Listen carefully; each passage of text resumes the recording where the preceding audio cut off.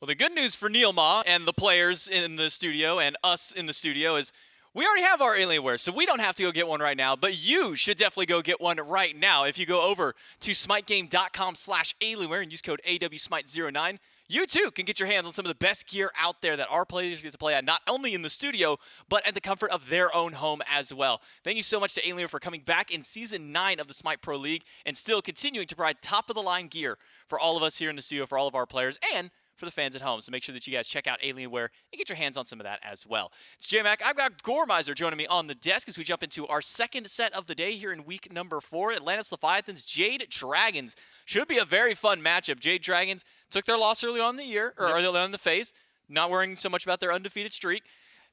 But the Leviathans have been on a bit of a rise. We'll see if the Leviathans can keep that trend up here against the Jade Dragons. We take a look at the schedule and the standings moving in towards week number 4. Our first set of the day done. Camelot Kings find the 2-0 over the Olympus Bolts. Now we move into the Dragons and Leviathans. Saturday, we'll have the Valkyries and the Scarabs, Warriors, Titans, and then the Bolts, Warriors, Scarabs, Titans, and Leviathans back once again up against the Valkyries to close out our week on our triple header Sunday. Taking a look in towards the standings, we're going to see how things shook up moving from week number 3 in towards week 4. It's a 4-1 tie for the Oni Warriors and the Atlantis Leviathans. Jade Dragons at 5-1, so still technically at the top because of that. But Cora, this is a perfect opportunity for the Atlantis Leviathans to potentially now take the first seed if they can find a win here today. They can stir up a lot in terms of the standings here if they find the dub. So I think it's a big deal for them, maybe just as big a deal for the Dragons, right? If you're looking at the Leviathans, a win here messes up a lot of the standings. You've got, 4 teams immediately that are in close contention for first place, a lot that can shift there. And a reminder, if you're looking forward to specifically where the Road to Worlds is going to be, all of a sudden, your top 2 teams, it's like one set you win, you get to go to Worlds, as opposed to everybody else's double Elam bracket is going to be really, really a lot for them to go through. But it's a lot easier of a path if you're up in those top 2. Bottom 2 don't even get to make it. So if you are the Leviathans here, mixing that up is huge for you in terms of some like postseason talks immediately with the Phase 3 playoffs. If you're the Dragons, it's just as big for you because the exact same reason, except you're a step ahead already. The Jade Dragons have been hot ever since they brought their new jungler in. It has just been consistently on the rise. But one player who has been consistent across the board from the very beginning of the phase and all the way up until now has been that mid laner Pagon. He's brought a major mix-up in towards the Pro League. Yeah, man. Coming in from the SCC, still playing some of his SCC style of picks out there. The Susanos, the Tsukuyomis, the Gilgameshes, and Ravens mid. But he's still willing to bring out those normal, kind of standardized mages whenever his team needs to. Discordia, Yu Huang as well is another big one for him. Pagon just continues to impress. I mean, again, if you're looking at Pagon now and you don't recognize him, that's because it's his rookie year in the Pro League, and he's performing at this level. I would be willing to say, and so I'm going to, Pagon might be the best rookie pickup that the SBL has ever seen. I think that this is like the impact of someone who has not played SBL coming in and playing the way Pagon does. And you can contribute some success, and there's probably a way to spin it where it's like, oh, well, he's on a team with Mike and Panda and Fine OK, and now they got Scream. Pagon's been popping off all year. Pagon's been a phenomenal mid laner. I think that it has just been an absolute pleasure to watch, and I think the God Pool, the play style, everything fits the Dragons. It fits that core of Fine OK, PVM, and Panda that they needed. It gave them an edge up in mid lane that we got to see immediately in Phase 1, and I think we have gotten to see repeatedly throughout this year. I think that Pagon has been just a masterful pickup, and like you said, for a rookie year, it has been absolutely insane what he provides to the Dragons. And while no longer a rookie year for Sheento, he as well has been popping off in the mid lane. A 13-1 Vulcan last week in a stellar performance, a couple of good Morrigan games as well. I mean, Sheento has kind of been the pinnacle of consistency for the Atlantis Leviathans. I mean, you look across the board at everyone. Zapman will have his hit-or-miss games. Wrong you'd support. Never really is going to be losing you a game. Kind of same thing with whichever solo laner has been thrown over into that regard. But Sheento, no matter what, you throw him in there, I can't recall a single time where I've looked at a Leviathan's loss and go, man, kind of sucks that Sheento cost him the game there. Yeah, there's never been a moment where it's like, oh, Sheento had a bad game. his bad games are he's even with the other mid laner. And that's how you know something's wrong, because he's not getting all the farm. I think this dude is just absolutely insane. Look, the whole squad, again, plays incredibly well. Sheento is just such a consistent pillar for them. And it's nice to have those, right? Panatom for a while was kind of hit or miss. A lot of last year, there were a lot of hit or miss moments. And so you needed something that was, no matter what happened over there in the jungle, no matter what happened to Zap, if it was, if we were getting postseason Zap ready for World Zap, or we were getting Phase 1 Zaps that we see, very two different Zapman styles of play, you always know Sheento's going to show up. There's, the two truths for him. He's going to have a good game. He's going to be chewing gum. And I guarantee he has to have some in there. I've never seen him not chewing. And so this is maybe throwing me off, if anything. And that could make him throw off his game. You never know. It is, again, just impressive from him, right? He's got so many gods that he can play, so many that he plays well. And they all are so impactful for what he's able to bring to the table. He's just one of the best mid laners in the league, and he shows it continually. Yeah, and with these mid laners, sometimes they need a little bit of assistance. For the Jade Dragons, we got a chance to talk to Panda Cat. For the Atlantis Leviathans, we got to talk to Panatom. So let's throw it over to that interview real quick.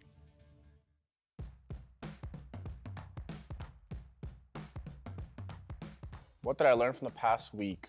That we could have been undefeated this entire first part of the split, but we kind of trolled us against Warriors. And that no teams are looking too scary right now. And highlights today, screaming out a Penta. So it was a good day. And maybe it's the Bolt who have now been baited. None of the tanks being taken down. Fight okay again. Look at with Scream. Massive knockouts in the Scream. back line. Go Scream. A triple kill for Scream. Give it to him. Give him the Penta. Scream one away. Scream Penta. 5 M's, 5 kills. Jade Dragons get a DSI. Probably didn't learn anything, to be honest, because we already figured it out as a team, kind of what we have to do. It was kind of like, we already knew and just putting on practice. That was kind of this week for me, at least. We're not worried. I was more worried at the beginning because I feel like we were kind of lost on the meta and the game. But right now I feel really confident, and now I really want to play the new patch. So that's kind of like new air for the environment on the Pro League. So I really like it, yeah. I don't know. They kind of flip-flop between different playstyles, but I'd say they draft fairly similarly to us, where they kind of default to pressure if stuff's going bad. And then past that, I think Sheento just plays like AFK mages and farms and then does well late. But I think they play relatively slow unless they lose, and then they kind of go like heavy pressure. The game style for the Dragons, the game style is kind of, it's weird because I feel like they used to go a lot of pressure, but they can play late game too. Literally the gameplay plan, like most of the time, I can say that maybe it's like letting a Scream farm and have like a super good late game, like with full build and with a god like with late game. So but probably their game style is kind of like just super pressure, looking for skirmishes, fast fights, quick picks. So yeah, kind of early game could be. So for the Atlantis Leviathans and for Panatom, really kind of moving into this set here, feels that maybe earlier on in the phase, kind of there, a little bit of a struggle to figure out exactly what's going on with the meta, maybe a little difficult to kind of pick up the pace and get there. Yeah. But now that we're moving in towards this new meta, now we've had a few weeks to kind of play on it. And especially, I think one thing that he mentions is specifically getting to play on this new 9.10 patch that came out this past week. Very excited to see the change-ups there. Some big differences that came from some of the jungle farm items out there. Some items maybe a little bit more enticing. And also just some picks. Opens up a little bit of variety. I mean, we saw the Thor earlier. Didn't have the best performance there. Doesn't give the best showing as to what Thor is capable of. But when your jungler's talking about how excited he is for new changes coming through, I think more than any other role, that kind of piques the most interest for me, Gore. And I think I really latched on to the fact that he mentions them feeling lost at the beginning, right? I think that feeling lost for the Leviathans is something that we've seen actually plenty of times.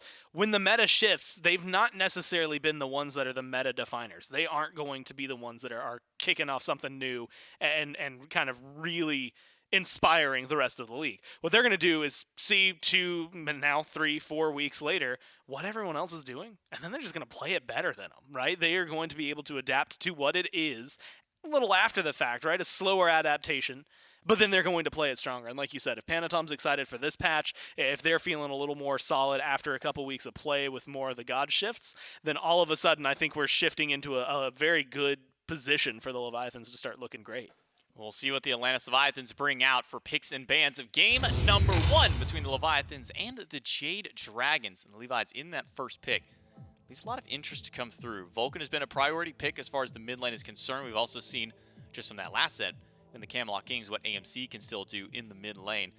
And some changes kind of across the board. I mean, we've been seeing kind of a popular rise up of Tyr. He even got a buff in this kind of recent patch, so maybe a little surprised that we didn't see him go through. I mean, he was already pretty popular. Now just makes him slightly better in both regards. Yes. Maybe we see this Tyr make his way for one of these teams. I really like that Tyr buff, by the way. That's like nice. that just it's such a small thing, but it's like just you get 50% of what your other stance is. Like all of a sudden a little bit more defense or a little bit more offense in whichever opposite stance you're in, right? You're trying to get out of there, but you got a little bit more power that you're going to be able to kind of bounce back with if you're in the blue stance. If you're in the orange, you're getting aggressive.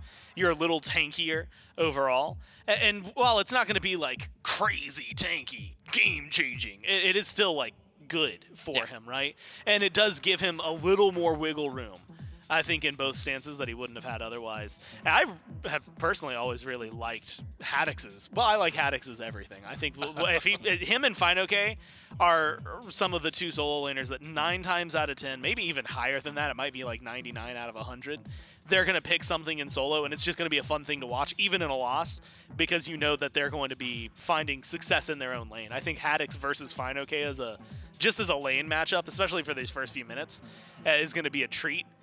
Depending on how they go, considering both of them have played some very eclectic picks. I mean, we've seen not just the Warriors, not just the Guardians, we've seen Assassins, we've seen Mages.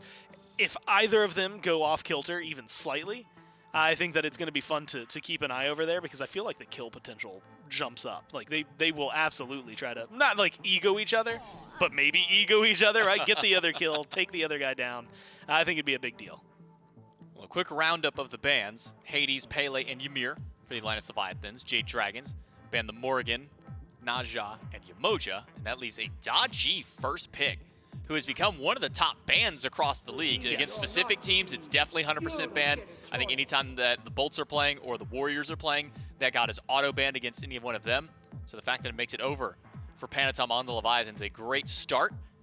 And picking up an Amuzin Cobb into it, maybe a little interesting here, Gore, because Amuzin Cobb doesn't really have a great way to deal with the Powwow, no CC muting the kid. How do you kind of feel about an AMC Khepri combo up against Dodgy? You know, it's very much what you said, right? You're immediately lacking CC immunity if you're AMC. This is where Scarab's Blessing becomes a blessing in and of itself, which is not only does it have the res, that's what we talk about the most, it has a cleanse on it, right?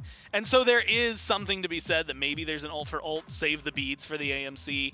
It could also be something, you know, when I see the AMC, we've been talking a lot about it going into mid. Pagon hasn't played a whole ton of it. It has not necessarily been like, I see AMC locked in, okay, Pagon's got his guy. Panicat plays the AMC for this team more often than not. So I would be more likely and more inclined to think that this is the duo lane for the Dragons. And to the point where now there's just less foot traffic for that AMC. Like, you know, Dodgy can, and Panatom does show up to the duo lane, but it becomes a little more comfortable, right? If you're in mid, that Dodgy's there all the damn time. And you're going to deal with it all the time and almost on cooldown with the ult. If it's in duo, like once every 4 minutes, maybe you're going to see Panatom come over there. And then in team fights, for sure, you'll still need to be worried. But I think it definitely does open up the Dragons to be a little less susceptible otherwise. Bastet picked up. We'll talk about that in a moment. Cupid Vulcan for Leviathan. So a 1-2 punch. No matter which lane Dodgy goes, you pull someone in, Fields of Love. If you're in the duo lane, pull someone in, and Earthshaker from Vulcan. So a nice combo no matter which lane Panatom shows up to. But Bastet has not been seeing a lot of play as of recent. We've seen it kind of pop its head. I think Hear Me, if I'm not mistaken, had a game with the Valkyries where he didn't really get to get much going through there. Feels like if you're not hitting that Huntress of Bass on a target, what's kind of the point of the Bastet? So how do you kind of feel about it for the Jade Dragons in this regard over for Scream? Well, it's Scream, and it's Bastet, so I think it's going to be fine. I think that it's also a really fun position to be in, because the conversation, or the question to me is, where do you go? You know, we've seen a lot of Pele from Scream. In fact, Pele had a 100% win rate last week again, so I think that's like one of those bans that is almost necessary against the Dragons. Daji, like you said, third most banned god in the phase. Yamoja, Kabrakan, the only two that are beating her out. So you take care of those two, and where does Scream go, right? Are you going to play any of the others? You know, with Naja already banned, that's another one that you think of when you think of Scream. And Bastet is a god I think of when I think of Scream. Do I necessarily think of Bastet when I'm going down the ticks of assassins right now? Not really. But, you know, even with some of the other changes, I think that it's just one that fits really well. If you wanted that versus like a Susano maybe is something else that they've been running. So, like, there were some options for them. But I think this one works relatively well. Again, like you said, Huntress of Bass, hard to hit, but if you do hit, Vulcan's not getting out of there. Daji, depending on the outline of the lane around you, isn't getting out of there. Cupid might have dash, but I think there's a lot of ways for the Dragons to really capitalize on it and lock them down. So I think it has its potential to really pop off this game. Dragons take a couple of bans towards the solo lane, banning away Haddix's Kabrakan and Kamazot's. The Leviathans answer in kind by banning solo laners away from FineOK. You might not think it was John Kui, but that's definitely one that FineOK has gone to a few times in the past, and then Cthulhu along with it. But then FineOK gets to just sit here and go, oh no, woe is me, King Arthur got fixed this patch. I guess I'll just play a King Arthur. Maybe not a fun matchup into what he's going up against. Nox and Ardia, two great matchups to go against the King Arthur, yes. But how do you kind of feel about the Leviathans draft as a whole so far? I will admit the thing that has me maybe most on edge is the Nox, right? We haven't been seeing as many successful mage supports over the last few weeks, to the point where I think even the last time it was tried kind of just dropped off, right? Did not do necessarily crazy well. And so I think that Wrong You, mechanically one of the best support players maybe to have ever touched Smite just in general. He's going to handle it fine. But I do worry about the pick just in general. I think that with all of the CC, though, I mean, you've got good lockdown, consistent silences that come down from Nox. You've got lockdown from Ardio. You've got lockdown from Daji that comes in the form of the ult. I think there's a lot of beads burners around them that are just consistent enough that someone like an AMC is going to feel the pressure. If they throw that in mid with the foot traffic that you're going to see from a Daji and Nox, it's going to be a lot to handle for Pagon here. To the point where you might honestly just be better off hanging around your tower and not thinking too much about the matchup, not trying to fight, and just hanging on until the late game.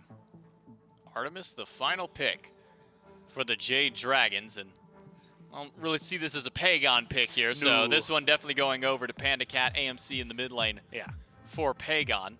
So that does, again, kind of open up the door now for Panatom. Got an AMC in the mid lane, gonna have to guarantee to get those beads early on. Khepri no beads, or I at least should say Khepri no CC immunity, will either have to use the beads or an ultimate to cleanse himself there. So do you think for this Daji, this just makes this draft maybe a little bit more valuable? Do you think that this opens up the door for Panadom to make some big plays over in that mid lane, or do you think the Dragons have what it takes to kind of keep this Daji at bay? I think, man, it gets really difficult. I think that, like, factoring in, again, some of the inbuilt CC immunity that is going to be there for the Dragons helps alleviate some of that. But again, I think that in that mid 3v3, usually where we see the Dragons looking for pressure, that's probably where they're going to have the most struggles. Scarab's Blessing and Beads, like, I wouldn't be surprised if we see one of them get used, whether it's for the res or the cleanse. I don't know if it really matters as long as it gets the AMC out of there for the Scarab's Blessing, and then the Beads simply for survivability, right? You're not a fast bee. I mean, you still have move speed from the hive, things like that, but you don't have a leap, you don't have a jump that kind of disengages and makes it harder for the Daji to lock you down. So I think that that's going to be something that is very, very high, and that's just the Daji. That's not factoring in, like you had mentioned, the root, the silence that is going to be coming from the Nox,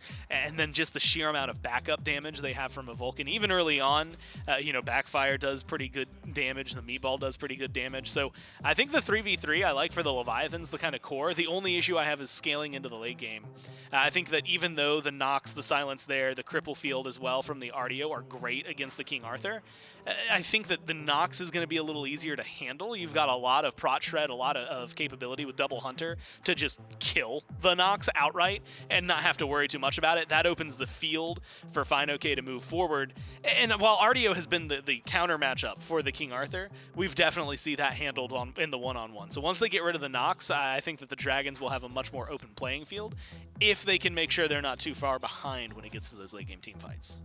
Moving into this set, it was the Atlantis Leviathans in the 4th seed, sitting at 4-1. Jade Dragons, number 1 seed, sitting at 5-1. If the Atlantis Leviathans can find themselves a win here today, they can take that 1st seed potentially away from the Jade Dragons, push the Jade Dragons down a couple of pegs maybe in the standing out there, and could really shake things up. Remember, getting that number 1 and number 2 seed moving in towards the initial kind of playoff phase towards Worlds is so crucial because it minimizes the amount of risk that needs to be taken to try and get into the World Championship. So every single game matters. Every single point of positioning is so important for these teams. And for the Atlantis Leviathans, if they can find a win here and also show the world again that the Jade Dragons can bleed, should be a massive morale boost for these guys, Gore. Yeah, I think that it's not just a morale boost. Honestly, it might be the exact thing they need to like, this is the hill to me. If you get over this, if you can take down the Dragons, you're the number 1 team right now. They have taken down pretty much everybody else. The Warriors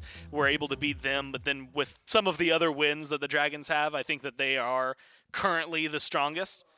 And so I think if the Leviathans are able to beat them here, it's going to be a big deal. And that's why I was looking at some things. They've got a 100% win rate on Daji from first pick, 100% win rate on Vulcan in general, and 100% win rate on the Daji in general. So there's a lot of strengths on their side right now. Well, are those 100% good enough for the Leviathans to take down the Dragons? We'll have to find out in game number 1 with Dulcin and Trelly. What a way to kick off the weekend, huh, Trelly? Leviathans versus Dragons, a battle for the top in the SPL. A team in the Dragons who won the SMITE Summer Masters tournament and haven't looked back. The Leviathans who made some roster changes and are now resurging here in Phase 3. It's the perfect time of year and a fantastic storyline. And 2 teams, as of right now, who knows how things are going to look another couple months from now, you could expect to see this type of matchup late on at Worlds or late on in Phase 3 playoffs at least. So I'm excited to see what they can get done here. Bit of... I mean, kill pressure's at an all-time high between Mike and Wrong You. Mike's laughing, so is Wrong You, and it's all fun and games until... I can't tell what the end game... Oh, there it is. The first strike has been fired. Boo! Oh, you can't... Well, I guess you can. All right, now we're actually playing Smite, and so Mike's goal is to defend his purple buff. I swear. I want to see He doesn't have enough damage. No, it's going to take too long, but I want to see a kill. He doesn't have enough damage. Rangu has horrific emblems, so no matter how... Did you see Mike? Yeah, Mike's even letting him know. How many health pots do you really have? He's got 1 more. Runny does not have that much HP. All right, here. from an actual analysis standpoint, has Wrong You made life difficult now for himself in this lane? I mean, I would say so, because Panda Cat and Zap, there is a little bit more pressure here, so now Zap hits level 2. That's a big deal, but because... He's going to get his hearts? Yeah, I was going to say because, Rangu knows that Zap's going to have the hearts if need be. Hasn't taken them at level 2, but will at level 3 more likely. Doesn't look like that's going to be the biggest deal, so it was more so just to be annoying and slow the clear time, and look at that, he's already almost full. That's right, he's got 690 player damage and some fighting on the right as well. 2v2 over on the solo side of the map. This jungle matchup is white hot between a Daji and a Bastet. I mean, the potential between both of these junglers, Panatom on Daji, that's a pretty storied combination, and then Scream on Bastet needs no introduction. But get it done kind of in 2 different ways. Scream with the Hunters of Bast pulling someone in, Panatom with that powwow, a little less mobile, but still changes the team fight dynamic. Feels like 2 playmaking style junglers. Yeah, no doubt. It does seem like, number 1, Panatom took the blink, but also Scream took the blink. So both of them have access to that CC immunity, but I'm just imagining in a 1v1 situation where they find each other in the jungle, could be some sparks flying. I just know that in a situation where both of these mid laners don't have that CC immunity built into their kits, in Vulcan for Sheento and Pagon on the AMC, you got to be looking at these junglers with those pulls, as you highlighted, to put some pressure. Because, both of them very quick farmers, right? Vulcan able to drop his turret and just run away, get farm elsewhere, whereas AMC just has the hives and can zoom to farm. You got to look towards these junglers to try and stop it out, but it looks like a little bit of a fight here on a screen. My goodness, Panatom goes over the wall, avoids the lockdown from Haddix. But again, the 2v2 over in solo lane has the potential for an early kill here in the next couple of minutes when these junglers hit level 5. No blue buff has been given over without a little bit of pressure up to this point. That's a combo you got to be careful of, is the Mike pull into the Panda Cat trap. Panda has dropped a couple of traps down, but has been unable to catch out Zapman here just yet. What an annoying lane to go up against for Mike and Panda. You got a Nox plus a Cupid. So you've got Sustain, but then also Nox. We know what these mage supports like to do here, Trelly. Should be locked down in disruption here for the Leviathans duo lane. Yeah, and I definitely expect to, just watch Zapman's positioning because there's already so many traps in the lane. You only get one pair of beads up until a lane like this. You gotta make sure that you're not losing them carelessly. The fight over the Interceptor, one that's extremely important and does go over the Jade Dragon. So Mike is going to be doing a fair bit of damage if he picks that up, but also the HP 5, the extra regen, is also going to help out so much so you can be even more aggressive. Not to mention, Mike's got meditation. Like, he's got 3 health bars, essentially. It's going to be extremely difficult to try and put pressure onto this Jade Dragon's duo lane, but also, if you were thinking about getting aggressive and trying to kill this Khepri before level 5, doesn't look like it's going to be too easy for him. Well, and the desk talked a little bit about Scarab's Blessing and how important that might be for some of what the Atlantis Leviathans are looking to do. Of course, a big Earth Shaker, you can, I guess, technically immune that out. I mean, not really the term for it. You can counter it out with the Scarab's Blessing if that ends up effectively being an execute. And then Panatom really with the powwow. Gonna need to put some pressure on the Pagon here this game. Early ultimate from Panda Cat. Hits level 5, makes use of it, and why not? And so despite a bit of early pressure and an early level lead for Zapman, it's level 5 for both Mike and Panda Cat a bit earlier on, but not that far ahead, Wrong You or Zapman. And now that we hit level 5 here, Trelly, everyone who picked up beads at level 1 has beads still here on the map. And I think eyes have to turn towards the mid lane as potential for both of these junglers. Yeah, I was thinking FineOK may be in a bit of trouble if you're not holding on to that big ultimate from King Arthur, that fully charged energy ultimate. Could be getting pulled back in. Panatom thought the same and headed over to that solo lane, but just went for the blue buff instead. I don't think FineOK is going to be using that ult carelessly. There's some ward vision over on that side of the map, but if you never have any vision on this Dodgy, if you don't know exactly where Panatom is, no real reason to go for that ultimate and put yourself susceptible to that gank. But it's been pretty lackadaisical thus far. We saw a little bit of a scuffle over in duo. Wrong You. A kerfuffle. Yeah, a scuffle, kerfluffle, whatever you want to call it. Wrong You threw out some laughs saying, like, you're not getting my relics down. You're not going to get any aggression from us. We're sitting just fine. We don't need to fight you early on, but Wrong You actually did go for the breastplate, so it's going to have a ton of cooldown, but a lot of survivability. Yep. A pretty heavy physical-based comp as is, but we've seen these comps before. With an AMC, you never have enough protections. Once that stinger hits and shreds your protections, it doesn't matter if you have Khepri as well. So they've got plenty as is. Even though it's heavy in the physical side, still going to be hard to survive as long as Pagon and Mike are on point with their shreds. When you talk about the pace of the game, I think it's a worthwhile conversation. I mean, the Jade Dragons, we so often talk about their early game prowess, the ability to put pressure on, even at this point, level 5, level 6, and then really keep it rolling throughout the rest of the game. But also a team that is very, very good and clean at later on game shot calling. So I don't think a one-track team in the sense that if they're not steamrolling you in the first few minutes, they're in some trouble. I think the Jade Dragons just fine with this style of pace. And maybe the style of composition, Trelly, needs a bit of time to kind of scale up anyway. I mean, you've got Pagon and Panda Cat, double Hunter. And so with this style of comp, do you think the Jade Dragons are, well, I'll hold this thought, a Scream could end up dropping. I wondered if Panatom would use the ultimate, but... Why did he come back?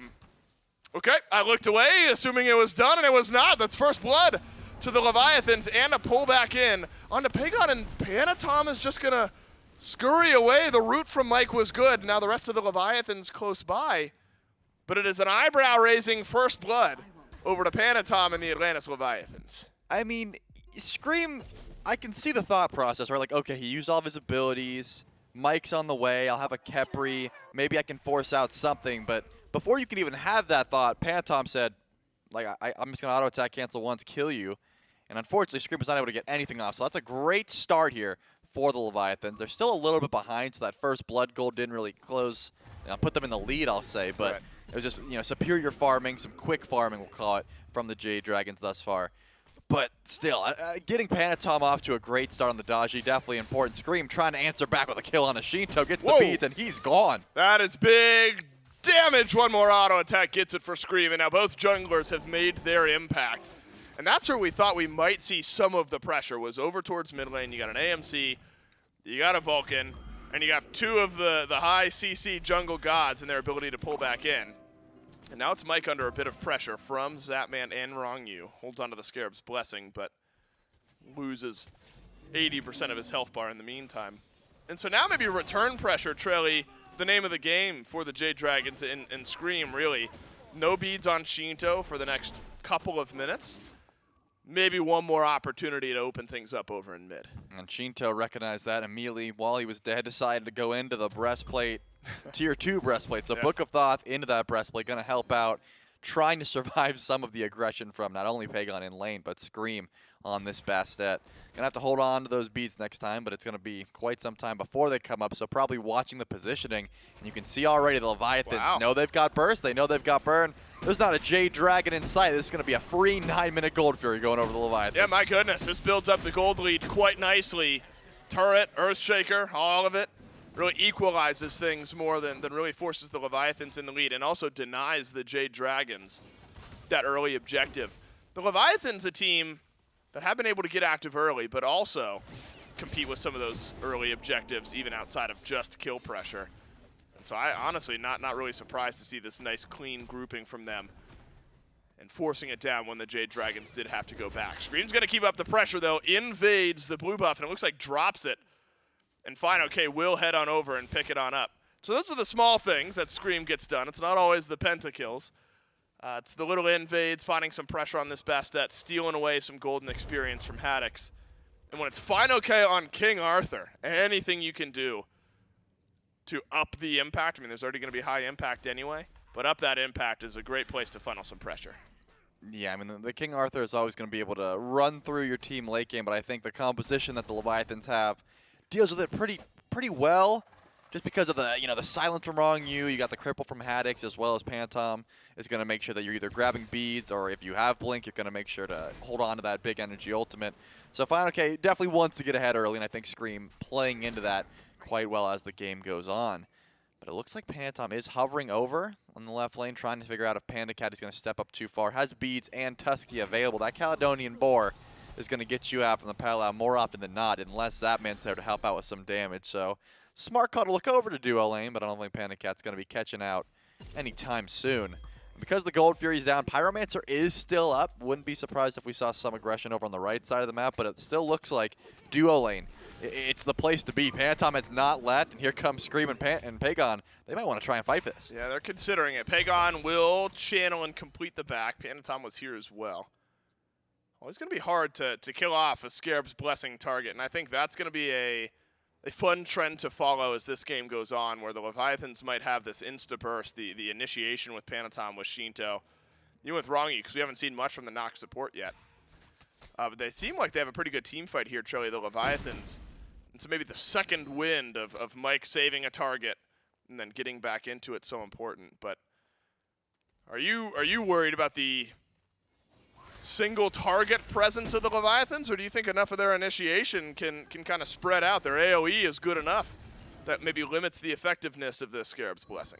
I think they have balanced it a bit. Scream, though, did make a pull on the Pyromancer. I'm curious to see if they're going to commit to this. It's only Scream bouncing back and forth at the moment, but Rongyu is trying to make sure this doesn't go down. But actually, here comes Sheento, has the Earthshaker available and sends it out just to stop some of the DPS. Unlucky. It was on the reset from the Pyromancer, so it didn't really end up doing much. Could see a scrap here over the Pyro. Both teams quite equal in the first 12 minutes. Pyromancer low and confirmed. I think that's Sheento who ends up stealing it away. And the Jade Dragons did almost all of it. But the Leviathans, the team to finish off the objective, and that is the difference maker now. Just a couple hundred gold for the Levi's.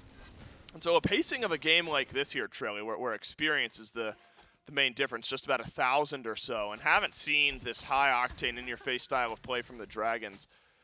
Are you looking at Double Hunter and you're feeling like this pace of game is A-okay for my squad? Or if you're the Leviathans, you feeling like you should have been able to do a bit more at this point in the game? Or are both teams maybe happy with where they're at? I imagine that both teams are happy with where they're at. I mean, you've got a fair bit of late game presence for both of these squads. I mean, the Daji is only going to be doing more damage as it goes on. Like, Pantom has the ability to absolutely delete Pagon at level 20, as Pagon has that same opportunity, so it's like you're just going to try to get your items online, you're not going to have an issue. But the Jade Dragons have to make sure that they're choosing their targets well. I think that's the one issue with the double Hunter comp when you don't have like 2 Guardians, is you got to make sure that Pagon is stingering and you're killing that target. If you're not doing that, then you're just going into a ton of protections and a ton of, you know, hard to confirm damage. Rongyu is building exactly the way you'd expect, right? The Sovereignty, the Breastplate, the Horrific Emblem, and the Night Terror Ultimate is going to stop a lot of that DPS as well. So I'm assuming both of these teams feel pretty confident in their 30-minute plus fight, saying the game does go that far. Right. So it's just you know, maybe fight over this Oni Fury next time around. Don't overextend and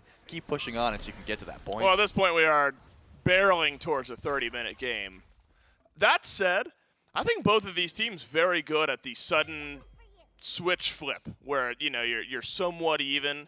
You get to 25 minutes, you win one team fight, and before you know it, the entire game is over. You can't rule something like that out. You're sort of setting the stage. We've kind of split the objectives up to this point. It's fine, okay, on the King Arthur has felt a bit more comfortable in pushing out pressure, but Haddix has been okay in maintaining level and gold experience. I'm mainly referencing the Totem of Coup.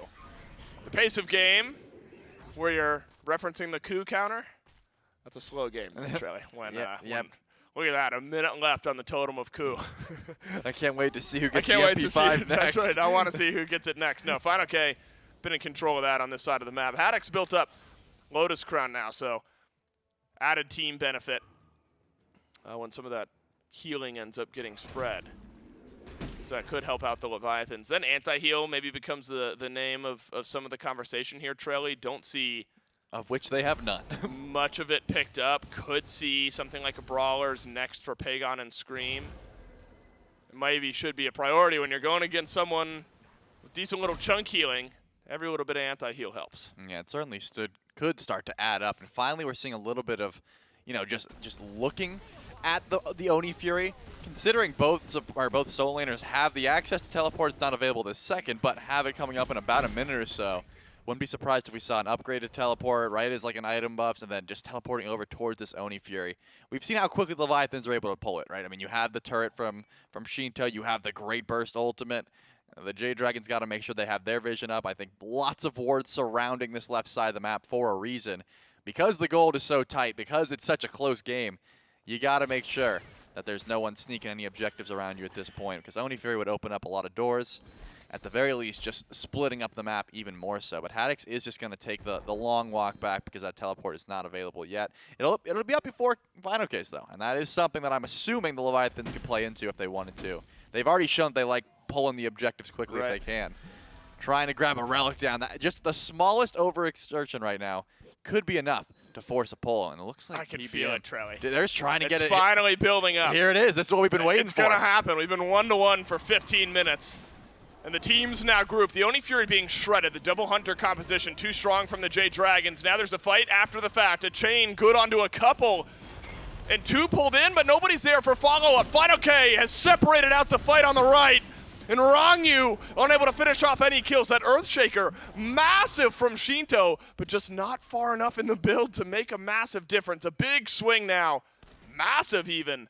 That's 1.5k gold or so for the Jade Dragons in a dead-even game now builds up. And the Pyromancer will be up here shortly. Can the one-man advantage make a difference in mid? Are they going to group up and go for the tier 1 tower? Does seem to be the call. Scream stealing away the enemy jungle in the meantime. But the Leviathans, they're not giving this one up without a fight. Pyromancer spawns in here shortly. It looks like that was what the Jade Dragons wanted to go for, but it just didn't spawn in time, so they put a little bit of their attention towards that mid tower.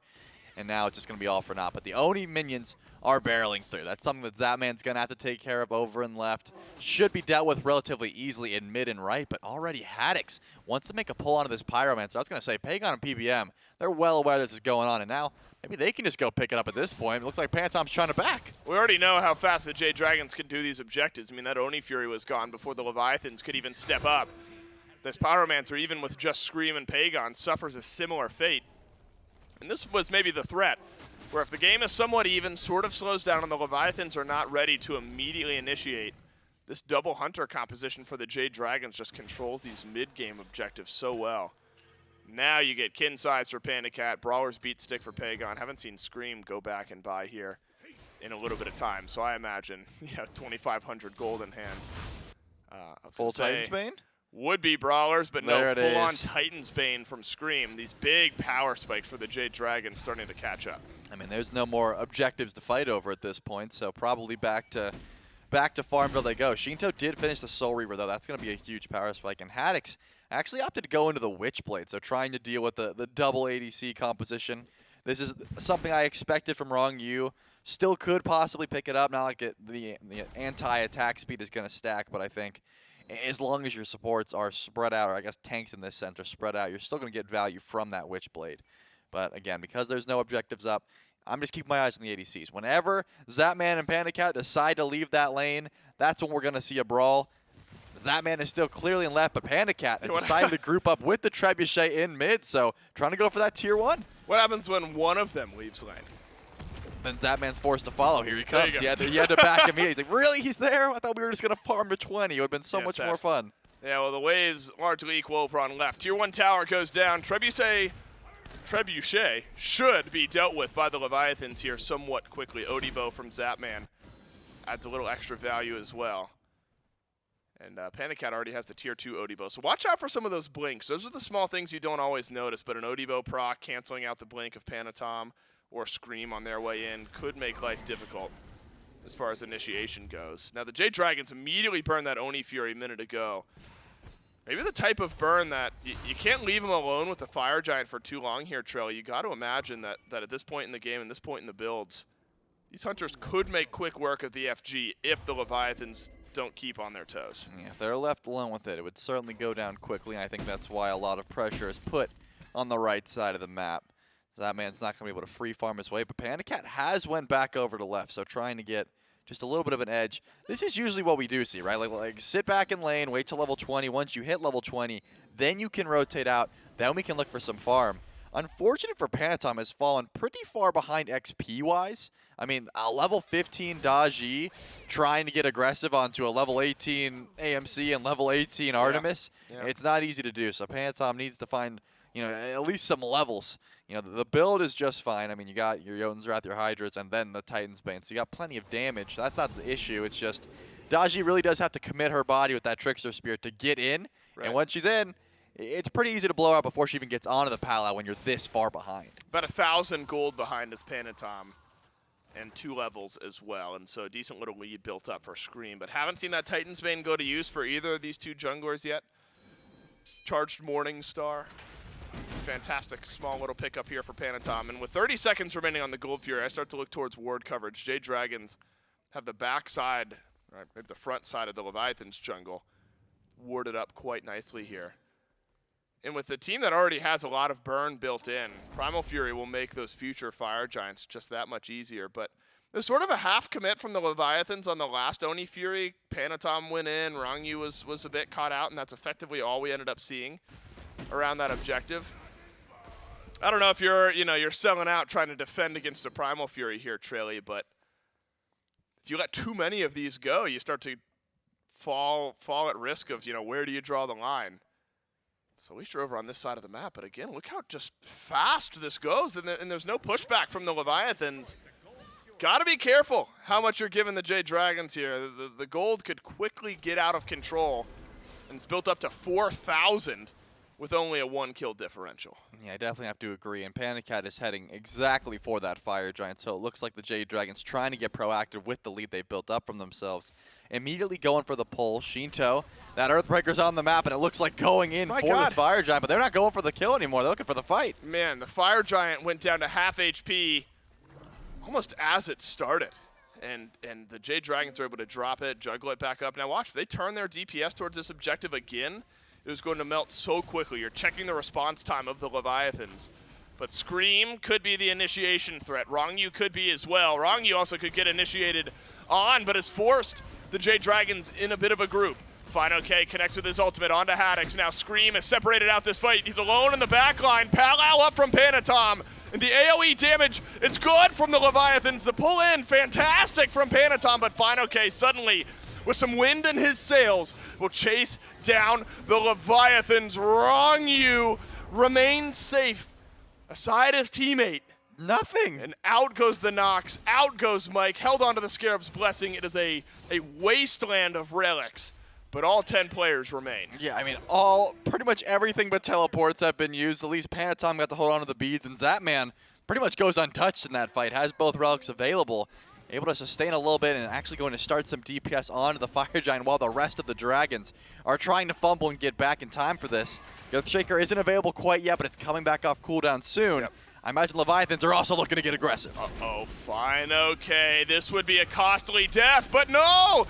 It's Haddix who needs the ambulance! And there's a Scarab's Blessing on Fine OK as well, so he will survive. But the squishies of the Leviathans left running, a killing spree for Scream.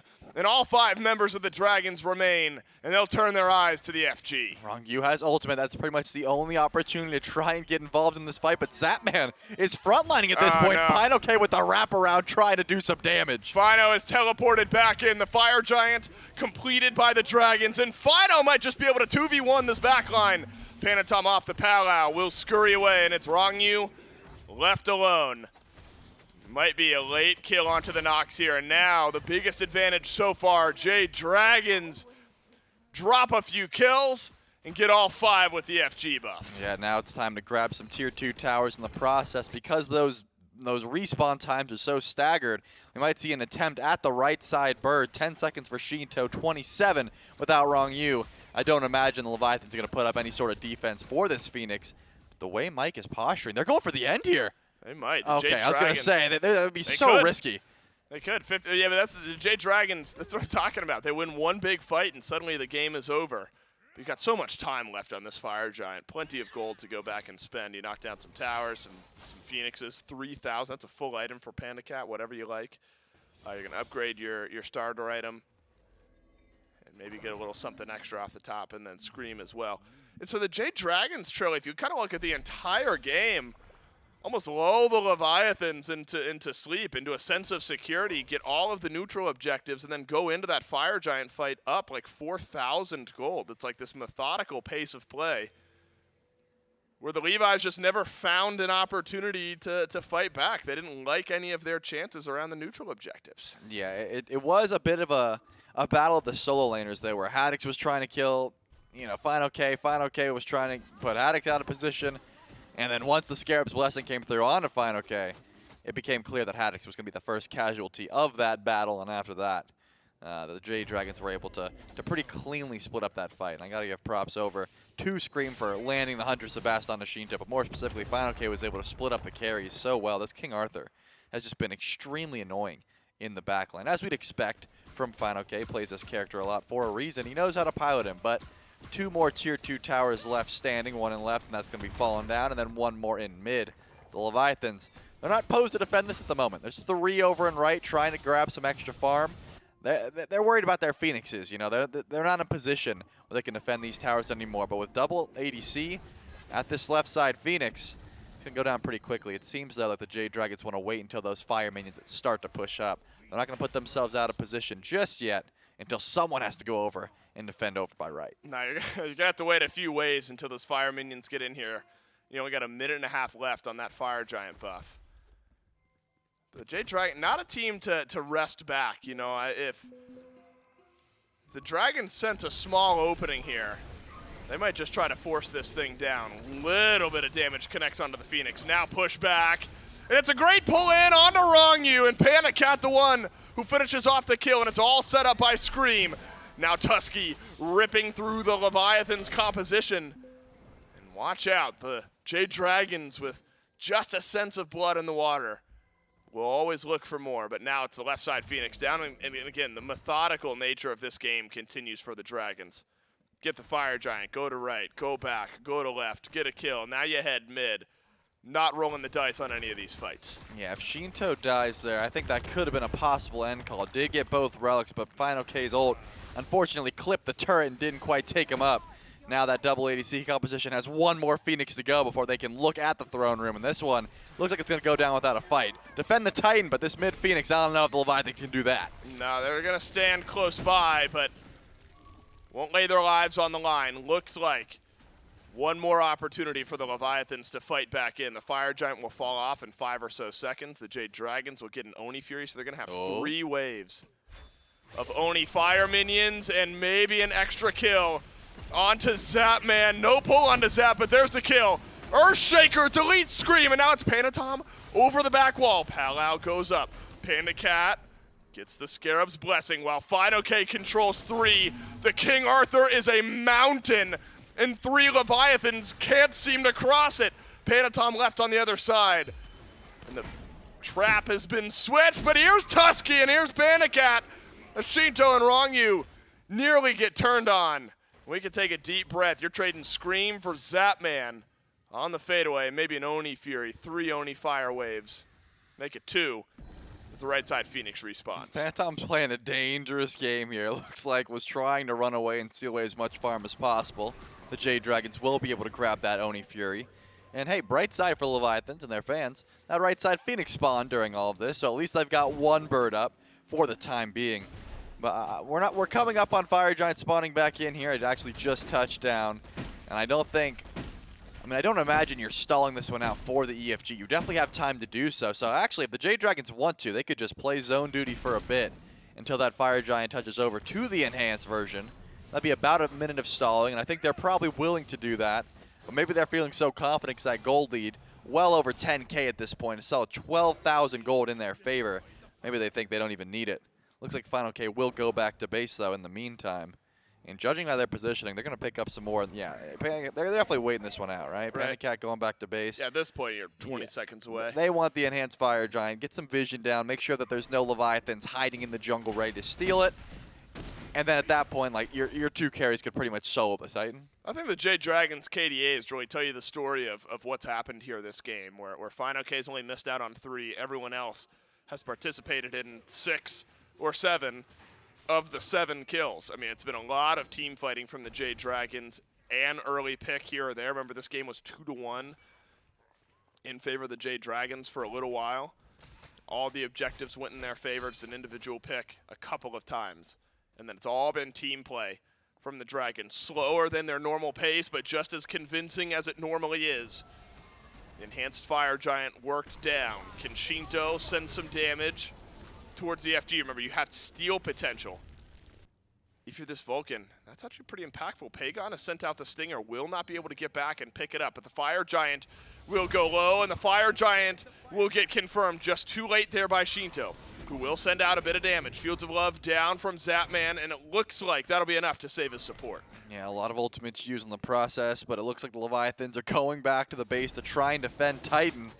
I mean, these Phoenixes are not going to be long for this world, and this is so much damage. We're in position for the Jade Dragons to just walk in and end. The Leviathans have to fight out of their base, and they have to fight right about now. Jade Dragon so strong. Can Sheento get the Earthshaker back? Still have both actives on both of the carries. That's going to be important here as well. Scream has been on point with the damage and with the initiation so far here this game. So Sheento and Zapman can't be feeling very safe.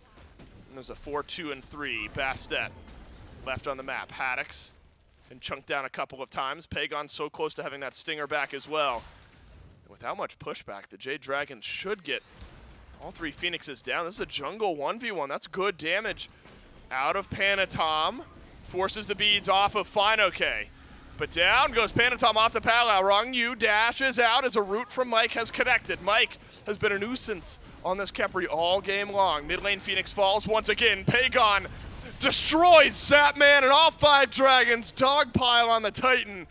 And we don't need a fight to end the game. We just need some time, and the Jade Dragons take game 1. Yeah, tough spot to be in there for the Leviathans. You got to fight outside of your Phoenix. Panatom tried to get involved, but once you go up into that Palau and don't hit anyone, you pretty much have to go back and just say, well, that was all I got. Hopefully you guys can kill, and the Jade Dragons had plenty of damage there. Pagon just deleting Zapman with the Stinger coming back up, and that Titan did not stay too long. And you know, you asked me earlier on which team was more confident about their late game.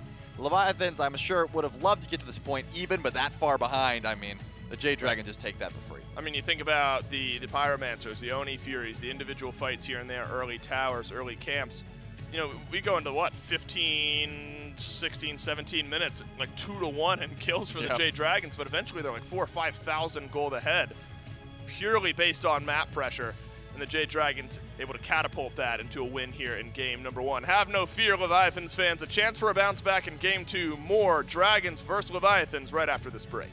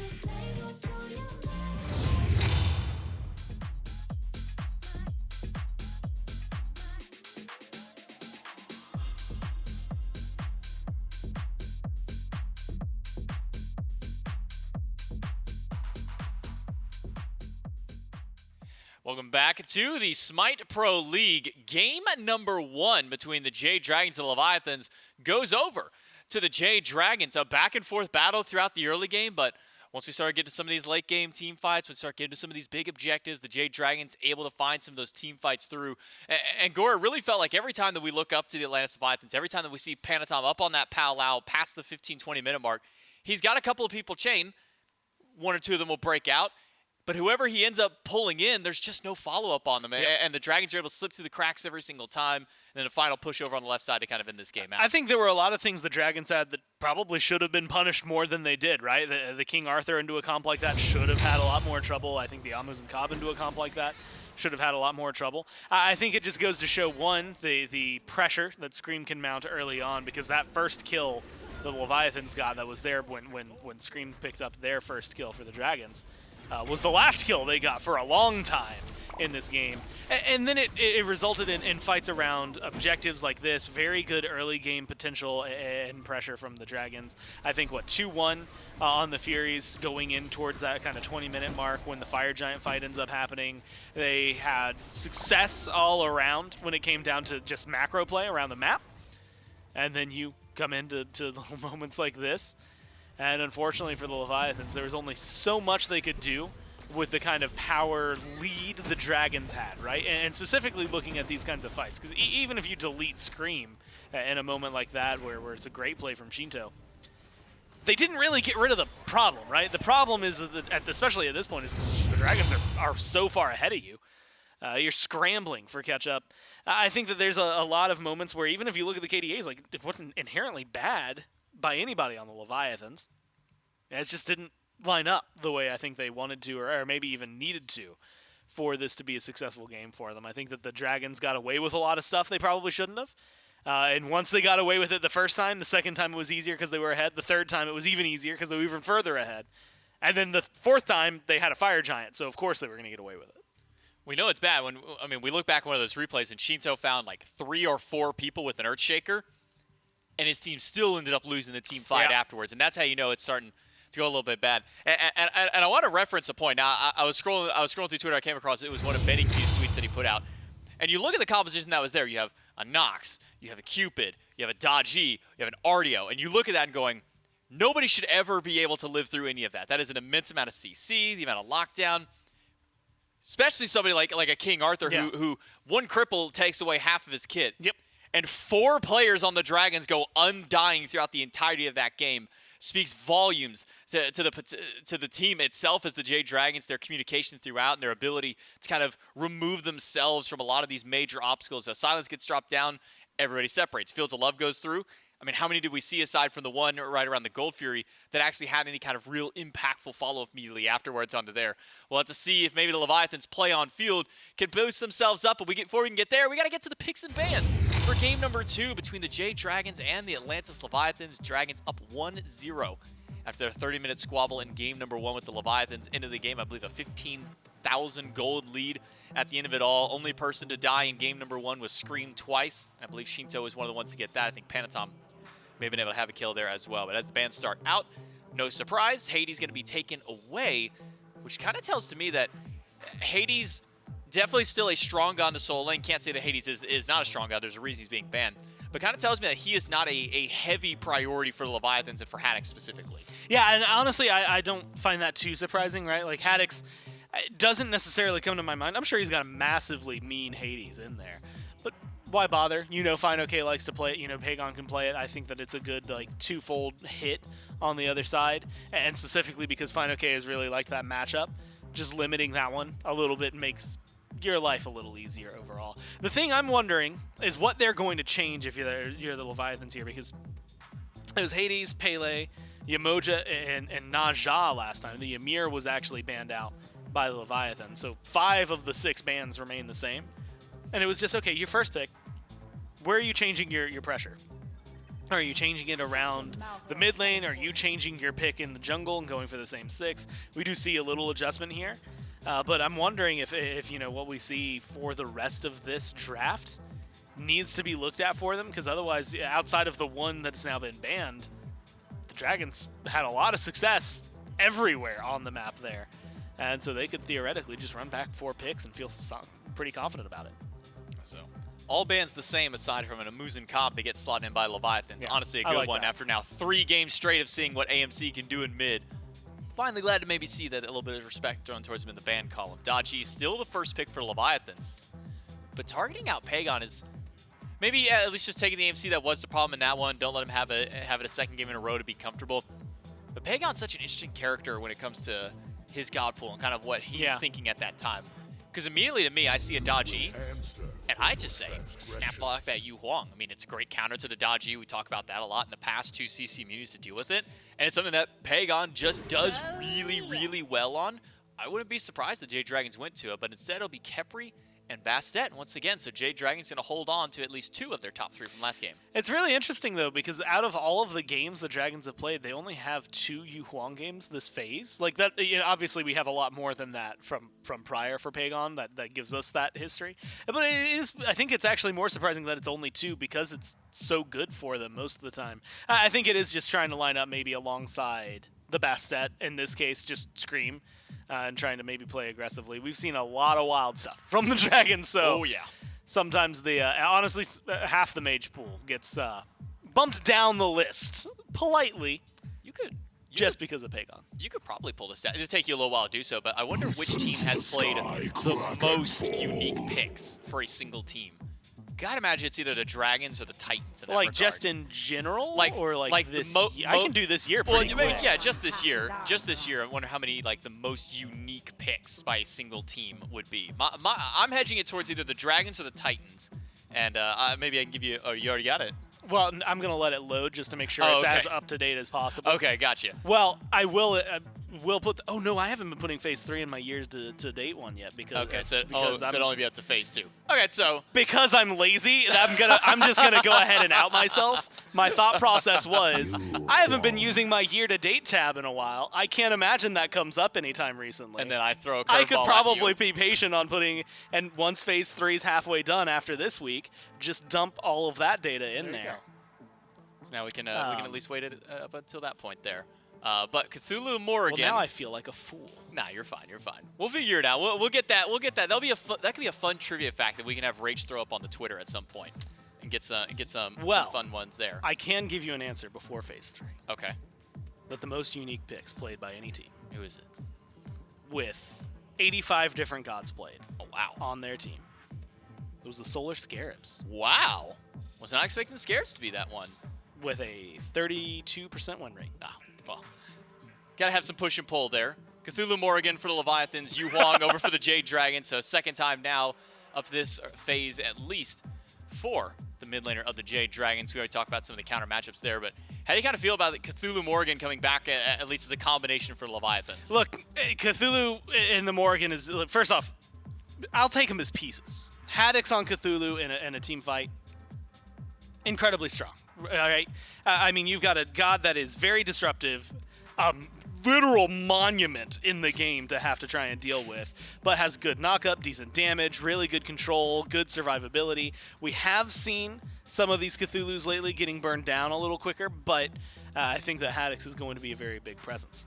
Slide that one off to the side. Look at the Morrigan for Sheento. No matter what's on the team with it, it has always been a very incredible pick for Sheento. A lot of these mid laners, almost a requirement for them to have a Morrigan in their pocket, because you look at Vin, you look at Paul, you look at Sheento, you look at a lot of these guys, and they are phenomenal at this pick. I think that when you look at the matchup right now, double Powwow comes into my mind, something we saw the Warriors running a lot and finding a lot of success with. Depending on where they go with the Dragons draft, maybe you're going to have a couple of transformations over there.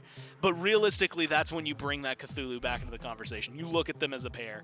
If you ignore the double Powwow, that CC potential, which I still think is going to be very potent and very possible for the Leviathans, all of a sudden, you've got that team fight presence that Haddox is bringing, plus the farm that he's getting from solo lane, the kind of nature of being that far ahead from being in solo lane and soaking up all that experience, so the items as well. And now you've got 2 of them. 2 big disruptive fields, and if you use them at the same time, it absolutely ruins a battlefield for the Dragons. If you use them one, then the other, they probably wasted all of their answers on the first Cthulhu, so the second one is going to be able to swing a little more freely. I think that as a pick and as a team and as a combo, it's still got a lot of strengths. It's just how the Dragons can answer it and more or less limit it to make sure that it doesn't put them in a box. Well, a roundup of the bands: Cernunnos, Cupid, Artemis, and King Arthur banned away in the second half of the phase. That gives the Jade Dragons Shiva as their solo lane lock-in, Yeah. with the Khepri and the Bastet already kind of taking their places in the jungle and in the support role.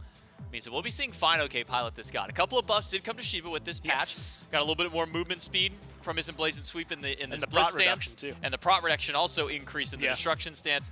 And then that second ability also gives a little bit more attack speed over towards his teammates whenever he is over in that Blitz stance as well. So a couple of buffs to Shiva. Yeah. Maybe makes him a little bit more enticing, but also the fact that, just Manticore Spike has also been fixed for a lot of different gods, making sure that it is getting those proper procs in. Shiva, a great god to get a couple of procs in there. Yeah, imagine. that's what I'm going to keep my eye on. This game is actually a really good heat check for Shiva, just in general of one, how well are these buffs matching up, and like you said, the itemization right now may be benefiting a little bit.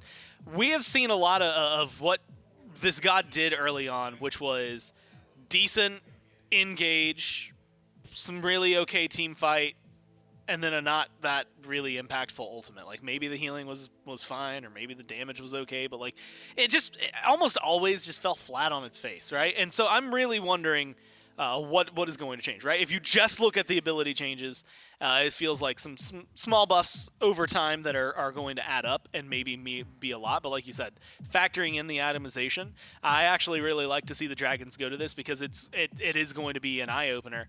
And then the matchup is going to be against that Cthulhu, right? You're not necessarily worried, at least I wouldn't be, about like the Cthulhu absolutely running over you in lane, you absolutely running over them. I think that one's going to be pretty stale, so you know that you're going to be able to get a lot of farm, and you're going to be able to join these fights with those items in check, with these team fights, or at least team fight oriented play in mind. And honestly, as much as you said, like move speed, first off, double thumbs up, always feels really good.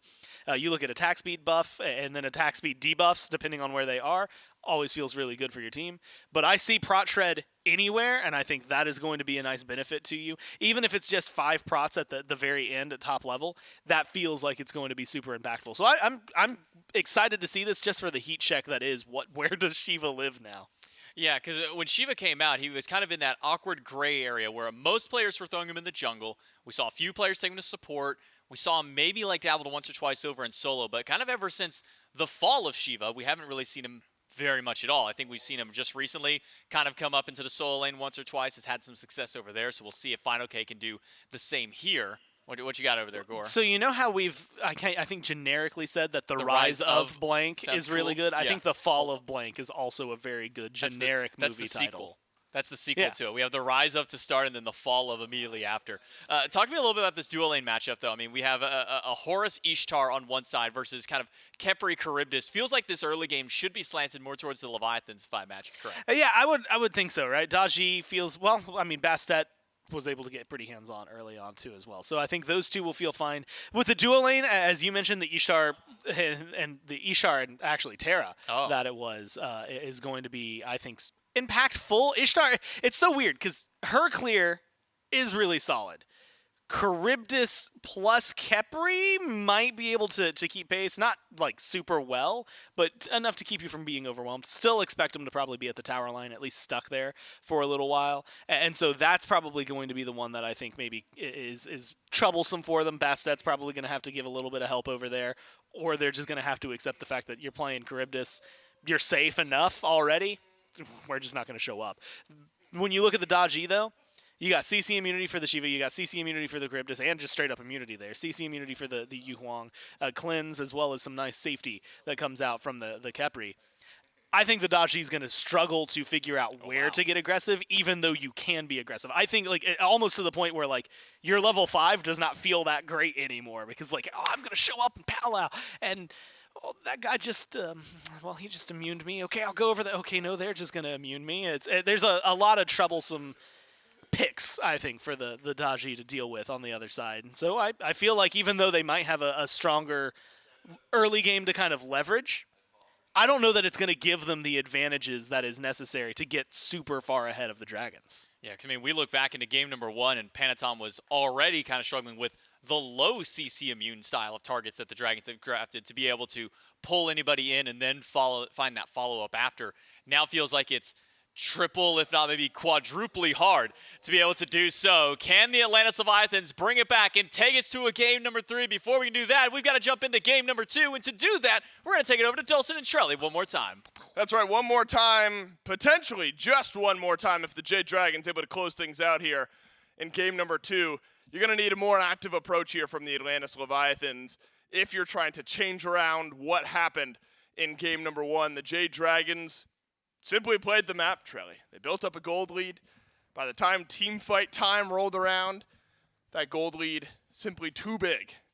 And I'm not sure that the duo lane, we talked about Charybdis versus Ishtar, you and I just now during picks and bans, could be quiet over on the left side of the map. I'm a little disappointed. This is the first time I've seen Mike on Khepri when he's not the polar bear skin, and I feel like that does give him some added strength, just being in his namesake and also playing that character. So that does make me just like a little bit upset, but he'll be just fine regardless, as he's going to have to try and stop Rongyu once again from invading his That's what I'm purple buff. talking about. And that's it.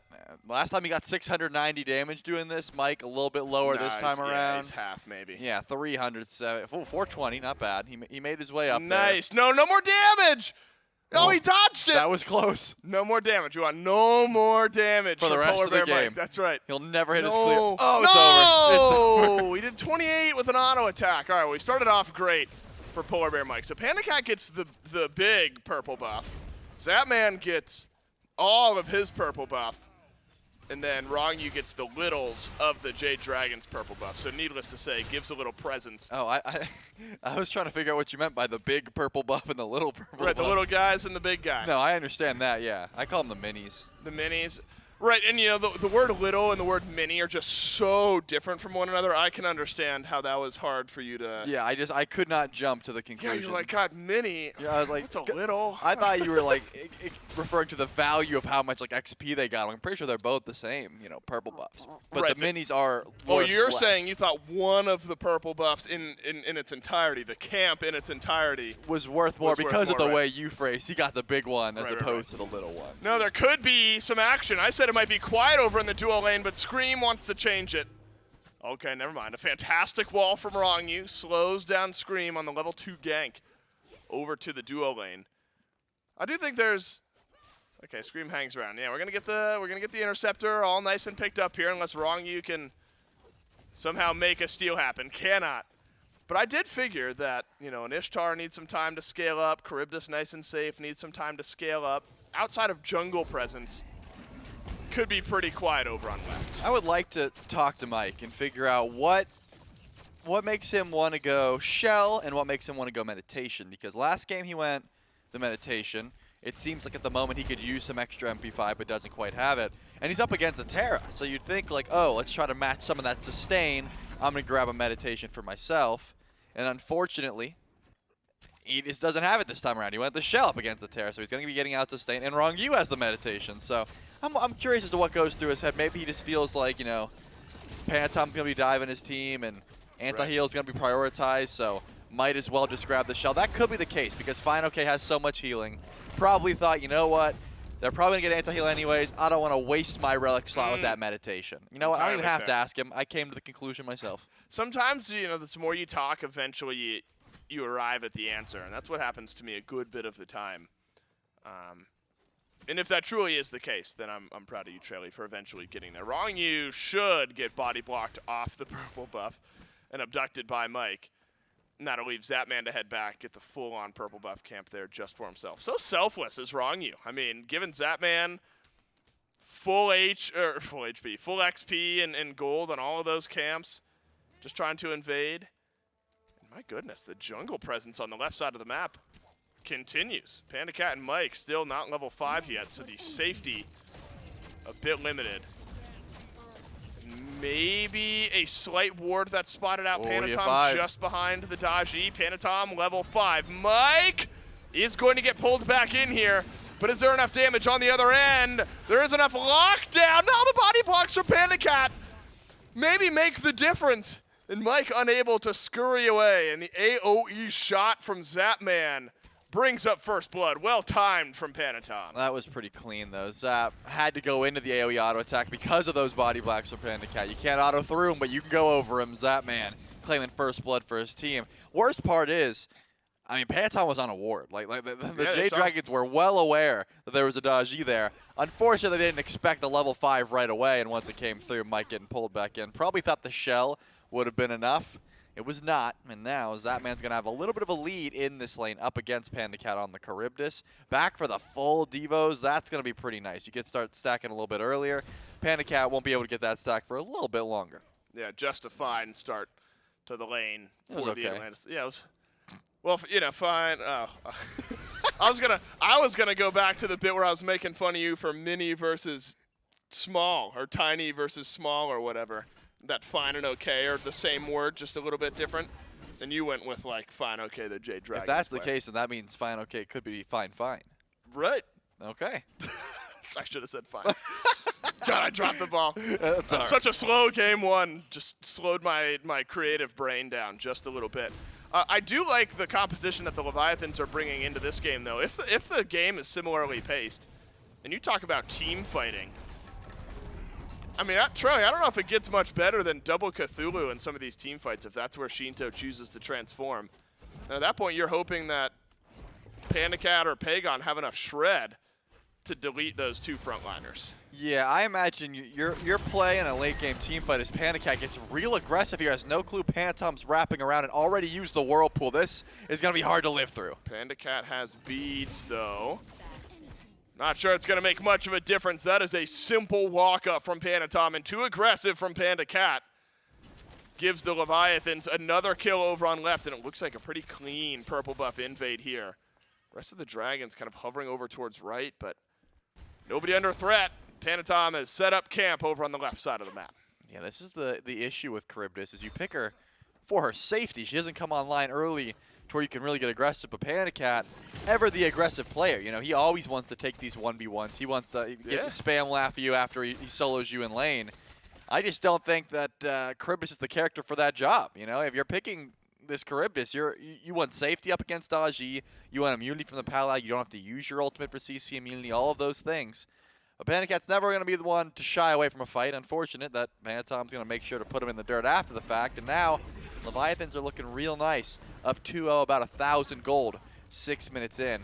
No objectives to be had just yet. Pagon does go into the Celestial Flight. I was curious if maybe we'd see some aggression from Sheento because of that, but doesn't want to waste that transformation this early on, and knows that Pagon's got beads and the Dueling Dragons ready to go. Looks like Pagon going to spend a little bit of time scaling up with that Book of Thoth, then do more for Sheento, who help out later on in a few of these team fights. Mike was hovering by alongside Scream as well. So now the pace has been set by Panatom, who's off to a 101 start, given a kill and an assist over to Zapman. Scream has just had to try to find these targets on his own. Haven't seen the Bastet make her way into lane just yet. My goodness, from Sheento. Plenty of damage there, and it's sort of this awkward middle ground where Mike's getting these roots, Scream's got a little damage put out, but always on time. Seems to be Rangyou, seems to be Panatom. I was wondering if Panatom was going to commit to Panda Cat over on left, but instead, red buff, invade, Scream low, abduct onto Panatom. Can Panatom just get it done on his own? Dashes forward. Chains need to connect. One is in. The timing will be close, and down goes Scream. Rangyou deals a killing blow, and a double stun from Zapman. It's miraculous from the Leviathans. The initiation near perfect, and it's Panatom hand-delivering 2 more kills to his team. Man, that was a tough spot to be in for Mike. I think Scream kind of dropped the ball on that one. You know, you can use the Scarab's Blessing for the cleanse. Obviously, Scream's got Blink, so someone had to immune the Powwow. Unfortunate. Mike ulted a little bit early, thinking the Powwow shots were going to kill. Scream ulted a little bit early, thinking it was going to be the pull into the, or the chain into the insta-pull, and that just made it clear that Scream was going to be going down. So now, 4-0 for the Leviathans. They get themselves a Gold Fury in the process, and now they are certainly, if they weren't in the driver's seat before, they are certainly in the driver's seat now. They got about 1:20 before that Pyromancer spawns in, and they are certainly in a position to make a pull for it right when it spawns in, or at least get some vision down. Great fight there from Leviathans, and unfortunate timing there for the Jade Dragon, Scream and Mike in particular. And now, the Leviathans, shy of 10 minutes, firmly in control of the game here. And it all flows through Panatom. Wherever this Daji is, kills have sprouted forth. A couple over on left, now a couple over towards mid. It's been awkward for Mike up to this point as well. That tier 2 Hydra is going to hurt plenty early on in the build for Panatom, and still lots of burst damage. Giving the 1 level lead over to Panatom and Zapman just like that. So picking up the pace of the game, not often something you see done against the Jade Dragons. Nice little chunk of damage there from Rongyu. It's hard, you know, there's been plenty of conversations around like how do you fight pressure? How do you beat a team who's built on just running down pressure? And sometimes the answer is, well, we out-pressure them. We run at them faster. We run at them quicker. Same word, by the way. Just different word, same meaning. Exactly what the Leviathans have done here. Another stun from Zapman, who's also lit it up a bit on this Ishtar early. But the Leviathans seemingly have something figured out here in the early goings of Game 2. And it looks like Panda Cat does go into the Whirlpool here. Should be just fine. Wanted to defend the purple buff. Still attempting to, it looks like, from a distance, but not going to be able to step up towards this buff. Yeah, Zap's sitting at level 11. This Charybdis at level 9. You know, itemization-wise, sitting just fine as the Executioner PBM. Going to be taking a little bit of damage here in the jungle. It's been clear that Jade Dragons are not safe in their own jungle currently.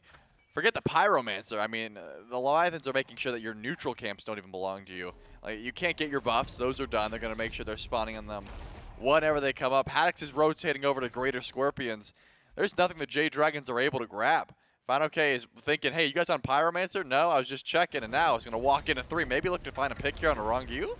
Got to be awkward. Now, that's a beautiful read from Polar Bear Mike that has brought Rongyu back into the back line, and now the healing of the Shiva, so important to spread out amongst the rest of the Jade Dragons. But look at Haddix go running down the middle of the map right now. It's Panatom on a killing spree. It's Sheento with another. And the Cthulhu opens up simply too much space. And the Jade Dragon swept from the map yet again here at the 11-minute mark. I mean, I like the idea from the Dragons. It was a good route into a great pull from Scream, but they just didn't have the damage to try and burn through Rongyu. And when you use all of your abilities, all of your ultimates trying to kill a Terra that doesn't die, you got to imagine the fight after the fact is not going to look too clean either. Panda Cat trying to get aggressive on the purple buff, and FineOK trying to confirm that buff for his laner. So it looks like Panda Cat will get a purple buff, not his own, but steals away Zapman's in the process. Gold lead certainly looking in favor of Leviathans, about 4,000 with both objectives down, but because they got that first Fury so quickly, Primal Fury should be spawning in here in about 1:30, and you got to imagine Leviathans probably feeling pretty confident going for that. Not everyone of the Jade Dragons will be able to get second relics in that time. It's really only FineOK who's got one currently. Scream's going to have to find 2 levels. Panda Cat's going to have to find one in the meantime. I don't imagine the defense here is going to look too easy. It's probably smart from Panda Cat to take that purple buff fight at the time that he did. Zapman just able to go back, finish up the Executioner, and get into that next tier 2 item, whereas Panda Cat had the full Executioner prior to going into that fight. So 1 level difference, but the tier 3 item might have given Panda Cat an edge. So it's well timed. On is it trouble brewing again for the duo lane of the Jade Dragons. I mean, anywhere Panatom goes, the answer tends to be yes, and Mike pathing away from it all. At this point, it's just a matter of who grabs the kill. And look, the Gold Fury is going to be up in 30 seconds or so, and so Mike will go down. His death timer will be right about 30 seconds. If you're the Leviathans, I mean, you're far enough ahead. I wonder if you just insta-pull this right when it comes out and try to catch the Jade Dragons in a 4v5. Don't get me wrong, Mike was dead. I guess he wanted to stall out and quick. I was wondering if he could have gone the other way. Yeah, I mean, like, I definitely think he was dead, so it was a smart call. He didn't want to waste his ultimate, and it seemed like the Leviathans were either going to, A, stall out that death so that it was staggered for the Fury, and that's why Mike thought, I'm going to go to the tower as quickly as possible. I don't know. I don't think I'm going to try to read too much into it, but I feel like he could have at least made an attempt at his life if he ran towards the tower. But now, as you said, maybe he's bringing him closer to Panda Cat at that point too. You're bringing death to my teammate's doorstep. That's true. Mike, always the support style player, but look, and look, he's back in time for the Primal Fury, so it doesn't matter. Panatom real weak. What happened to Panatom in mid? What's happening to Scream in mid? Panatom lives, Scream does not. Shutting down this Daji has got to be priority 1 for the Jade Dragons because 404 answer missing from the Jade Dragons, and Panatom has been on a warpath. Sheento has been able to follow up so many of these kills, and it's just been team effort. I mean, again, same thing I was saying about the Dragons KDAs in game 1. 8 kills, 6 affected from Zapman, 5 from Rongyu, 6 from Sheento, all 8 affected kills from Panatom. Only the solo laners have really been left out, Trelly. It's a similar path, just a bit faster now with the Leviathans. 15 minutes in, about 5,000 gold up, and the Jade Dragons have had no answers. Yeah, no answers is right. It looks like just trying to find farm wherever it's available. Any uncontested farm is where the Jade Dragons are looking for. It's essentially table scraps, right? You can't really step up to your buffs, as shown time and time again. The Leviathans have always been on top of that. So you're looking for some camps, clear the waves whenever they back, and then you run back up under the rug and hope that you can, hide until the next objective spawns back in. Sheento finishes up Polynomicon. Panatom's got the Brawler's Beatstick, full 3 items or a Scream. Look at the tier 1, and Pagon still trying to get what appears to be the Soul Reaver online.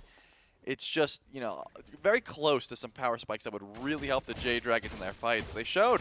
They got Panatom real weak. He went up into the Powwow 1 HP, but they just could not confirm those kills. And pretty much all the deaths just sitting on PBM and Scream. I mean, 0-3 for the Bastet, 0-4 for the Khepri, 1 death for Panda Cat. I mean, you got to expect Pagon and Final K to try and step up in a big way, but it's certainly not easy when the opposition is looking as scary as they do. The good news is for the Dragons is that XP-wise, they haven't fallen that far behind. It's just a level here or there. I mean, 4,000 experience. Doug, you don't have to throw it in my face the moment I say it's not that bad. It looks terrible. Really, I mean, it's that much experience spread out across the entirety of the Jade Dragons, it feels like. So everyone... What's 1 level? I don't know, apparently 4,000 divided by 5 experience. Yeah, I'm agreeing with you, though. 1 level per lane, you just feel like, hey, I could kill him. He's only a level higher than me. All right, mid lane is tier 2, or 2 levels down now. We should just stop speculating on this. It's just getting worse and worse. I wonder if, you know what, I bet Doug sits back there and I'm like, yeah, it's not that bad. Like a little smirk draws across his face and he flips over to the XP screen. No, Doug, absolutely on point with the experience as we needed it, and maybe a chance for the Jade Dragons to grab a pull. And yes, indeed, it's a kill over to the Jade Dragons right on cue. And it's Rongyu dead for 30 or so seconds. Bad news is, nothing for the Dragons to get on the map as a result. It is just the golden experience from the kill itself. Yep, so it looks like in the meantime, Panda Cat gets a little bit of safety in lane. Of course, Zapman's there, but doesn't look like wants to take the 1v1 at the moment. Ishtar, from a level ahead, has the same exact mirrored build currently, and both relics are available. Panda Cat probably just wants to stay safer for the time being. You'd leverage the fast track to level 20. That's like the ideal situation for an ADC at the moment. It's just, let me upgrade my starter, let me get the Death's Temper or the Death's Embrace, and then I'll rotate in and start shredding through these tanks. Right. Besides that, I don't want to be bothered. Pyromancer has spawned back in. Typically, we do see the ADCs rotate over whenever that fight does break out, but hasn't been the case thus far. Look at those shots, man. The kin size procs from across the map. Panda Cat is he's like, what am I supposed to do? He just threw his hands up. Who picked me Charybdis, man? What do I do? Yeah, I didn't ask for this. Somebody else asked for it. Final K close by to the Pyromancer. Dashes away, but the Pyro picked right back up. The Leviathans confirm it. It looks like Leviathan's not super interested in the fight after the fact either. And they'll head right on out. Maintain the nice gold lead that they build up for themselves. So now that you're at the sort of 18-minute mark here, Trelly, you should have pretty good burn if you're Zapman. Got Sheento as well. Pagon has ulted and canceled it. Yeah, I know. Wondering what he was looking for as Panda Cat, before my eyes, has gone missing. Beneath the current, he will make his way back underneath the tier 1 tower, but also use the Scarab's Blessing from Mike. Just an awkward game from the Jade Dragons right now. Such well-played pressure from the Leviathans has forced out these mistakes from the Dragons. Yeah, not looking too good at the moment. Scream does go for an ult through the wall, does connect onto Zapman, just gets the beads down, and the tier 1 tower will stand tall for the time being. Jade Dragon's definitely not in a position to chase this one down. I would say defending that tower was the net win. You know, no kill after the fact. That's asking a little bit too much. 5.2k gold down before 20 minutes. But at the very least showing that they can draw a line in the sand, right? They're not going to let every objective go for free. They're not going to let every tower go down just because the Leviathans showed up and wanted it. But this Gold Fury will be spawning in here. Oh, they got to work for it. I don't think they're going to have to work too hard for the Gold Fury unless, of course, if the Jade Dragons can get to Zapman with those beads down, that's their one. God, Zap is so strong. He's level 18, has the Ferocious Executioner. I didn't say it would be easy. Now watch this. All right. Go ahead. Now I have to imagine the experience is huge right now on those XP. I mean, I got to imagine like 4,500, maybe 5,000 experience ahead are the Atlantis Leviathans, whereas earlier it was just the 1 level. But now Trelly, Doug is refusing. I was gonna say he's refusing. Doug is not gonna show you. I knew it. I was waiting. Oh, I love you, Doug, so much. Level 19 for Zapman, 3 levels ahead of Panda Cat here, Trelly. Ishtar, I think, has reached kind of that critical mass point where we talked about needing to get later on into the game. We're there at the 20-minute mark. And we might be on the verge of our first Game 3 in 2 weeks of SPL if the Leviathans can keep up this pace of play. But I don't know how you kill off this Ishtar unless you all 5 somehow jump on. Yeah, beats Maybe down beats, still right, for another minute, but it looks like Pantom heading over to Fine-OK. The ultimate is available. It looks like we'll just try a damage check. Fine-OK is actually taking a fair bit, but not enough to warrant any ultimates being used from the Leviathans. Look like just going to heal up and run away in the process. Panda Cat made the rotation over, but Zapman still over and left. I'm wondering, how confident do you feel right now, Jade Dragons? Are you looking for a pick? Are you looking to pull this Fire Giant? Zap hasn't showed his face, so it looks like they have no idea that the Ishtar is not available. And actually, Fine-OK rotating over to left, so there's no way the Jade Dragons want to look for anything except for, once again, the free farm, anything that's uncontested. That's what's got to be on their minds. Trying to close up that gold lead any way they know how. But approaching 8,000 before a Fire Giant's even been looked at? I mean, now it's time, right, for the Leviathan. I think, are you in a world where you're just forcing a fight here? I mean, you're so strong that you just force it? Yeah, I think if you check your watch, it says Fire Giant o'clock for the Leviathans. Whether or not you feel like actually bursting it. Terrible watch. Doesn't really concern you. I mean, all it tells you is when it's time for Fire Giant.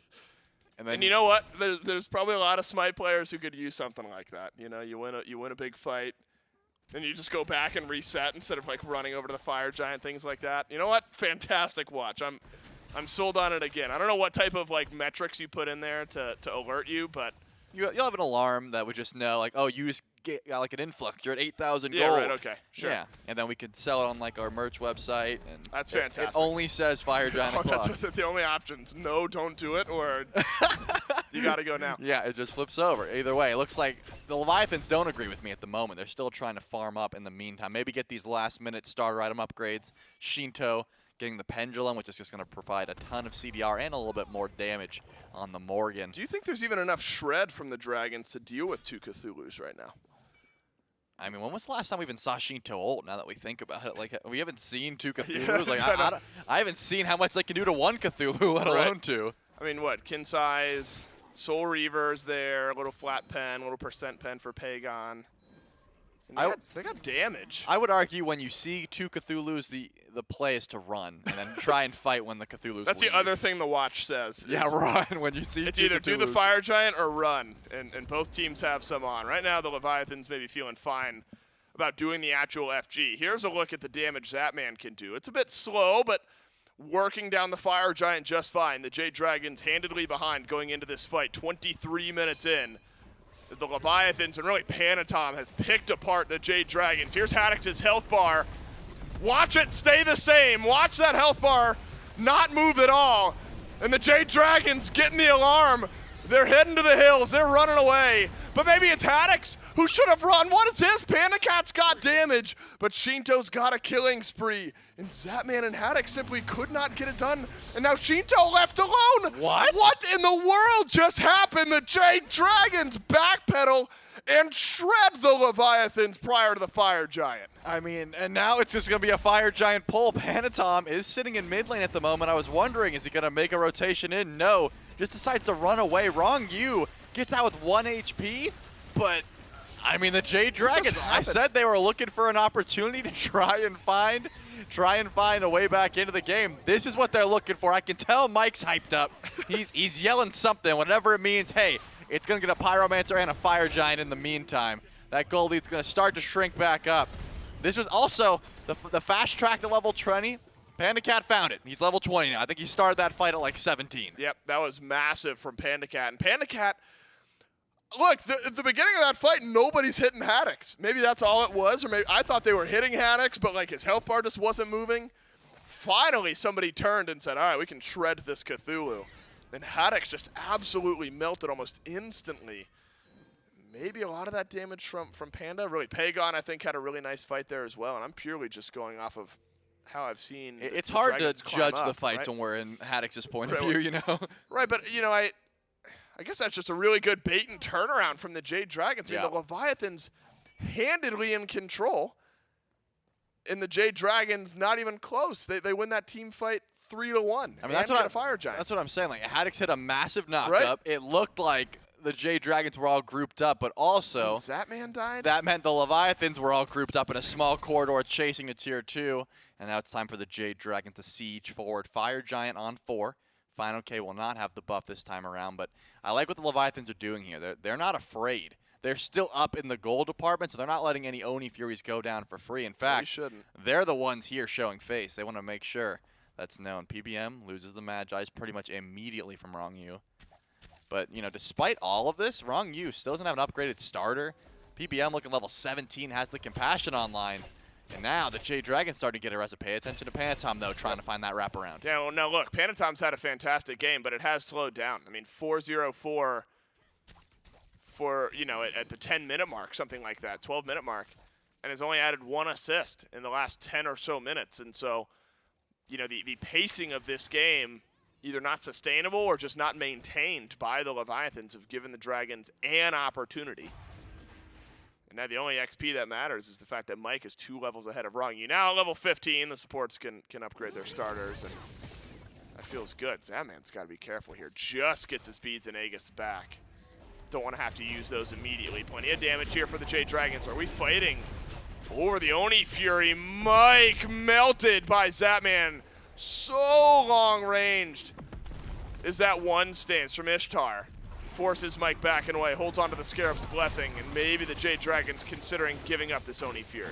Yeah, it looks like the pull will happen, but still some steal potential here. Whoa. Pagon's around as well. It looks like they're just going to 50-50, and it's getting so low, but it's Whoa, bouncing back reset. and forth. It's reset. Panatom has both carries in his sights. Scream uses the beads. The Leviathans grab the Oni Fury, and it's Panatom with the Powwow that ends up making the difference, gives the Leviathans their breathing room. The Jade Dragons still with that Fire Giant buff, but have not been able to get much done. Yeah, I mean, that's almost all of their Fire Giant buff spent dancing with the Oni Fury. 45 seconds left, and only the first tower goes down, but the Jade Dragons hungry for more. Positioning to try and take the tier 2. Here comes Sheento, though, stealth. Does tons of damage as the Morgan. The tier 2 will go down, and I got to imagine that's all. I mean, that's all this Fire Giant next. Jade Dragons on full retreat duty. Still 2 tier 2s standing.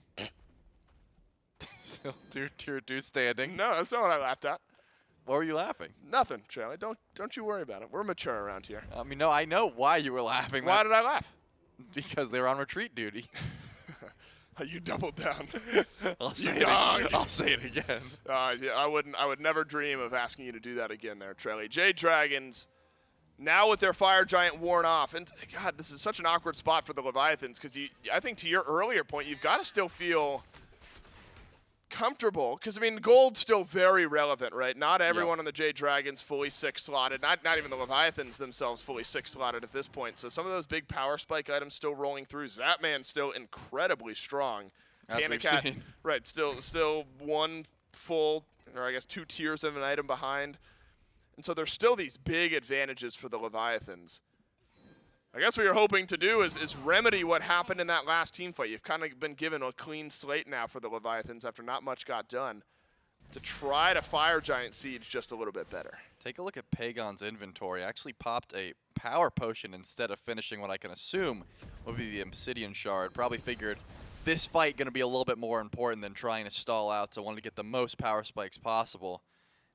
Interesting power spike, because again, you know, the percentage pen would help out so much, and you'd love to finish that Obsidian Shard first, but probably realizes I need to be as strong as possible before this turns into EFG, and it looks like both teams actually pretty confident with just letting this become an EFG. It's about to spawn in here, but no one's in position to pull immediately. Sheento still over at red buff, and the rest of the Jade Dragons grouped up pretty much exactly where they were on their last fight. I think a lot of this still got to lie with Panatom, still got to lie with Scream. Can the Palau find a big pull? I mean, beads are only off of Scream right now. They'll be back in the next 15 seconds or so, and even then, ways to get out of the Palau. So can Panatom burn the beads, or can beads get burnt and then followed up on by Panatom? And on the flip side, Scream is looking at beads for Panatom, beads for Sheento, beads for Zapman. And so that Hunters of Bass, that big pull in, is going to be limited as far as effectiveness goes. It's really both these junglers hoping to see some beads go down, or just find the ability to get in. And even then, you got the Scarab's Blessing from Mike. This is going to be an interesting dance here, Trelly. Surprised that Zapman didn't get an abduct thrown his way. What? Whoa! Whoa. If he dies, if Zapman dies, what in the world was that? He goes in! What? He goes in, now Zapman being chased down. Zapman dies. Panatom up on the Palau. Pagon in the Scarab's Blessing, and it is disaster for the Leviathan. Zapman rolls forward, and now Sheento and Zap are both dead. The Jade Dragons again pick up 2. And this time it's the carries of the Leviathans who are dead. There's no way Zap just fat-fingered his dash and lost that fight for the team, right? Because that's what it looked like. There's no way he was getting aggressive. What we don't know is why he dashed in. We know that he did dash in and lose that fight for his team, but we don't know why it happened. My goodness, that caught me. That had to have caught the Dragons by surprise. This is an enhanced Fire Giant. An unbelievable turnaround from the Jade Dragons in Game 2. The Leviathans had every advantage and have just lost 2 fights. They've lost 2 fights around this Fire Giant, both of which they had 4K plus gold leads for. I mean, after that tier 2 goes down, the Leviathans still have that gold lead. What a mistake from the Leviathans and from Zapman on the roll in. I mean, you hope that's not game ending if you're the Leviathans or their fans, but my goodness, Trelly, feels like the tides have changed a bit here at the end of Game 2. I would definitely say the tides have changed, and now it's time to see what the Jade Dragons can do on offense once again, this time with the Enhanced Fire Giant. This will be the first time the Dragons actually push in with closer to the closest gold deficit we've had thus far. I was going to say last time when they had FG, it was still like 6K, that's something like that. But this time around, sitting about 2K. Builds starting to look a lot more clean. Still not quite full build. Finally, Pagon finishes that Obsidian Shard. That's going to help out so much for dealing with these tanky targets, the double Cthulhu's as we were talking about earlier. Gold Fury also going to go down in the process, but still playing this slow. You know, the Jade Dragons are not saying, we have EFG, GG go next, like we're just going to run it down. It's not guaranteed in any way. Leviathans still have plenty of damage and plenty of defense capability, so I think that's why respecting their opponents, grabbing the Gold Fury first, then looking at that tier 2. I mean, it's just been so awkward for the Leviathans. I mean, I'll reference it again. Panatom has not added, he added 1 assist in the last, like, nearly 20 minutes of game time. So don't get me wrong, Panatom has played miraculously, but it's just not been able to initiate in the same way that he was able to find picks early on into this game. Beads have made such a difference. Polar Bear Mike with the Scarab's Blessing has slowed down a lot of that. And really, it feels like the Leviathans have been backpedaling. Panatom's been going up onto that Palau at half HP the majority of the time. The Jade Dragons have been the ones asking the questions. Interesting to see where Fine OK goes. As Shiva later on in the game used to be not at strong suit, but it seems to be just fine now for Fine OK. And what a comeback this would be for the Jade Dragons. I think it's already arrived, but if they are able to fully close out things here in Game 2, what a story this would be. And really showing us that the Dragons can win games from any game state, not just steamrolling their opponents. Time to see if the Leviathans have what it takes. Maybe pop some of these ultimates and look for an initiation. Yeah, it's just retreat, go in, retreat at this moment. The Jade Dragons feel pretty confident on this one. Panatom.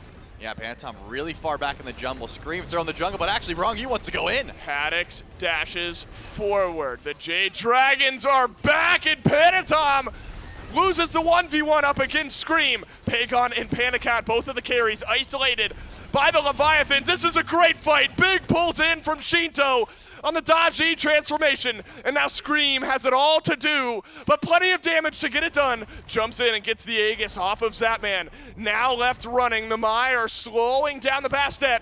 Root on Rongyu, but the stun connects as well. Zapman does not get the root onto Scream, and it's a matter of time before Scream falls on the jump on out. The root back to Rongyu, and Haddix finishes off Scream. Pagon the last alive. There's your defense for the Leviathans. Leviathans keep that Phoenix alive, and it's going to be a 4 for 2 in favor of the Leviathans. Only Pagon left with EFG at the moment. You'd think that could be an opportunity for the Leviathans to group up and push in, but, you know, Enhanced Fire Giant not going to respawn for about 1 minute and 11 seconds.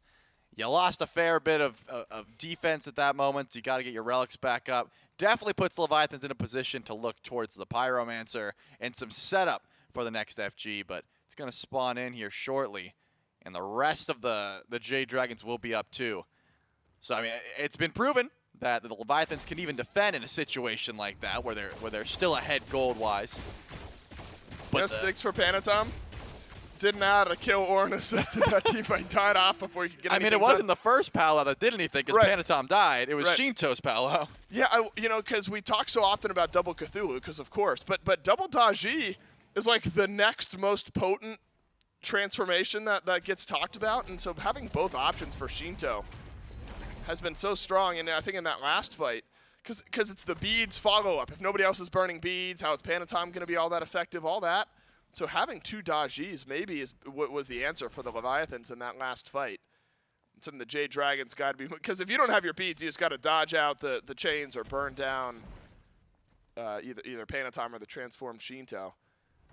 And now the defensive positioning from the Jade Dragons. My heart can't take it. I'm not sure which team feels like they're most in control right now just because of the nature of this game. Yeah, Relic's definitely in favor of the Leviathans. Currently, Pagon sitting without both at the moment. Zap immediately going for the shred. Look at this, Panatom wrapping around again. Oh no, but Rongyu gets pulled, but Pagon gets killed. No one can hold on to an advantage. Scarab's blessing on a Scream. Double pull, and it's big from Panatom this time. Zapman on a killing spree, and Scream stays alive on the map. Sheento's gonna get chased down by Fido K. You hit it. You stand at a 2 for 2. That's where we are now. Stun onto Fino, pull onto Sheento, and Sheento will live. Fino K left chasing, Pandacat back in base. Zapman taking up the tier 2 tower, chasing down Mike, and it's a teleport out of Fino K, but he's not gonna make it. Then the Leviathans kill off all but the duo lane. Yeah, the duo lane alive for solo Sheento and Zapman. Haddix is still here teleporting back in. The health bars aren't looking too clean, though, for Zap. He's not going to back. He's going to stick around. I imagine Pandacat wants to make some sort of play. Low. And Zap actually ended up tanking that EFG for a second. That small half step might try and cost Panda's them. got ult. It's going to take a bit for Zap to get this and get out. Look at the HP. He has Aegis They available. gotta back away, right? It's not going to be easy, especially because Mike's back and Pandacat has ultimate. But here comes Sheento. But Sheento stealthed just around the corner. Pandacat. But Haddix is in for a world of hurt. But so is Pandacat. Nearly turns around the 1v1. Now it's just Mike. The Leviathans get the enhanced fire giant bubble burnt by the powwow. Sheento is so low here. You're not going to be able to buy time for Pagon. Super important. The members of the Leviathans that all respawned right when that enhanced fire giant gets finished off gives 4 EFG buffs to the Levi's. It's only Haddix who's missing, and Pandacat also dead for 40 seconds. That is a risky moment, and it pays off for the Leviathans. I mean, this is just... It's crazy to think the Leviathans have had the lead all game because 3 tier 2 towers still standing. Final K is going to teleport in towards the Oni Fury while Panatom actually behind at the moment. They haven't thought it out yet. He blinks in. Oh, this is not going to catch the Dragons off guard. Scream evaporates Sheento. Panatom looking for the delete key. Nearly finds it onto Pagon. FlyOK burnt through. But Zapman, he's caught out on the walls as a double kill from Scream as Panatom adds another. My goodness, back and forth we go across the battleground. Now only 2 enhanced Fire Giant buffs remaining. Panatom nearly kills off FlyOK. But they are so low. One more rotation of cooldowns, and Panatom's got a real good look at 3. Wrong, you won't get the root. And it looks like the glide to safety is enough. What a risky call this time from the Dragons. Oh my goodness, I was wondering, Panatom didn't have Blink, only the Trickster Spirit was available, and it's not going to be enough to find any more picks there. Only 2 left with Enhanced Fire Giant now, Panatom and Wrong You. I don't imagine there's going to be too much aggression with that. Do we wait for 3.5 minutes and we go again? I think so, because look at who the buff's on. Of course, Panatom's been popping up, but Wrong You with the EFG, that's not going to do too much to these Phoenixes. It's a situation where your relics have been used. At least Sheento's got everything up when he spawns in 1 second, but Pagon had to use both to try and stay alive there, and it's going to be another 100 seconds before Bedegas come up for him. It's definitely the Leviathans that are in the better spot. But it's been so back and forth. Again, there's still 3 tier 2 towers standing for the Levi's here. They have so much to go through, but 3 K-pots have been getting purchased here.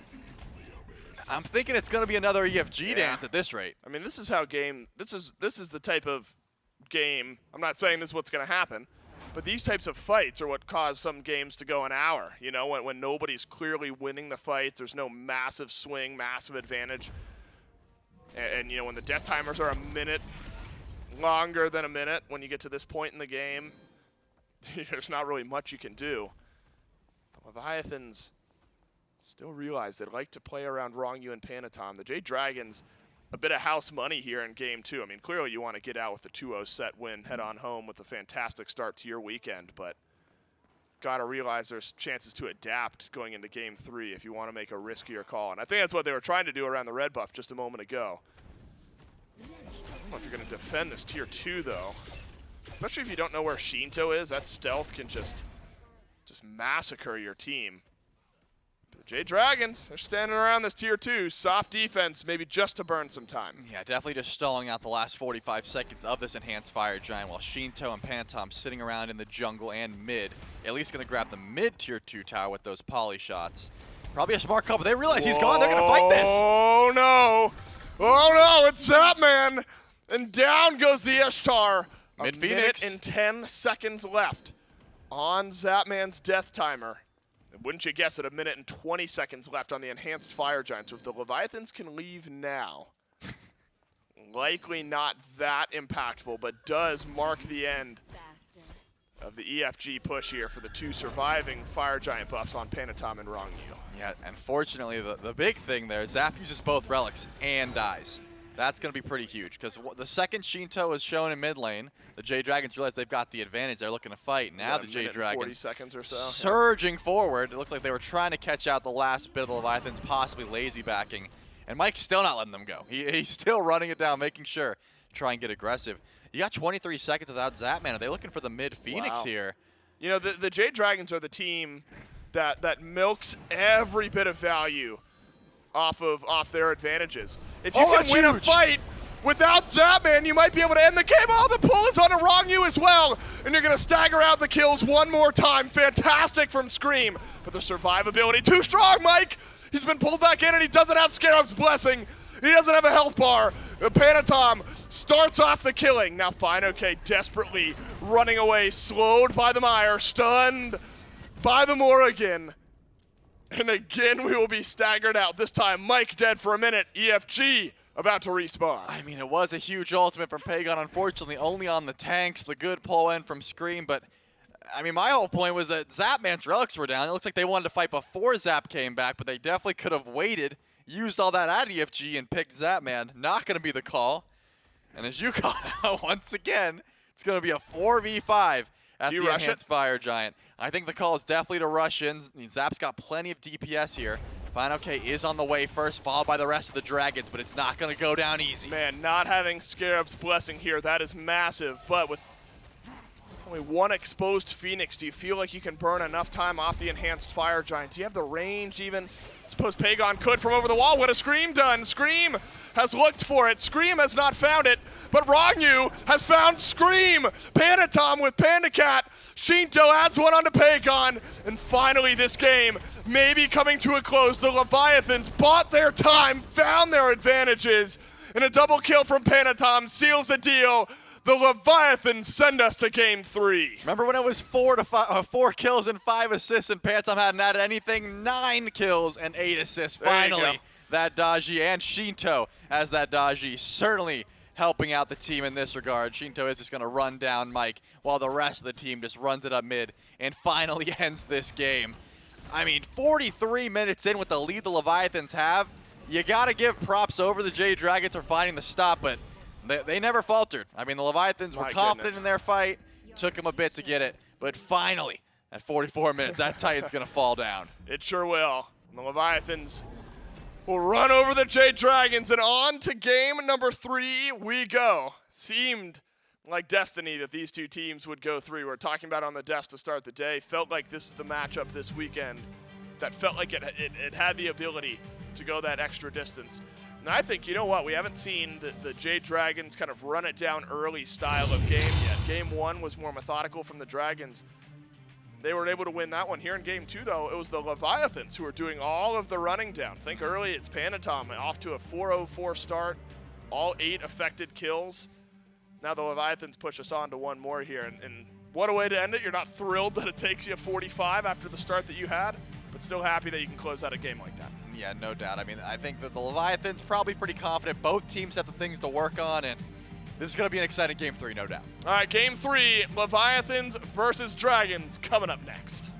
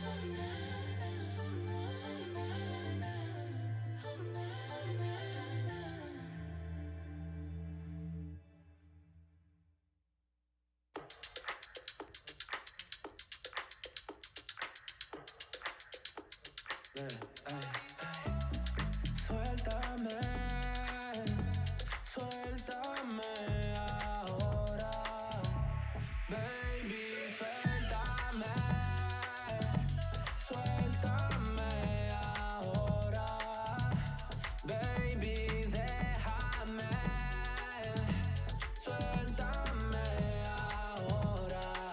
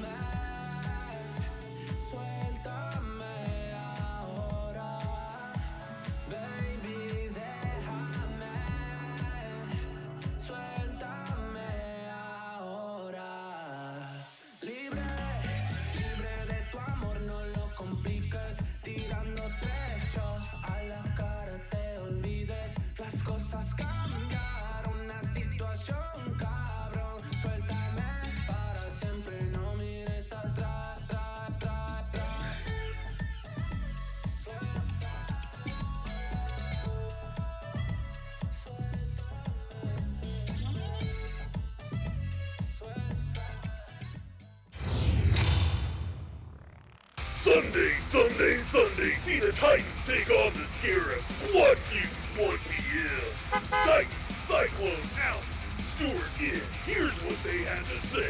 We got a grudge match You against... want to kill those guys. Yeah, we got a grudge match against Stu this weekend. That's all I'm saying. We hate that guy now. Ooh, that one stings. Is it getting hot in here or what? The Solar Scarab, Hurricane, back in the SPL. Hardcore, ATK.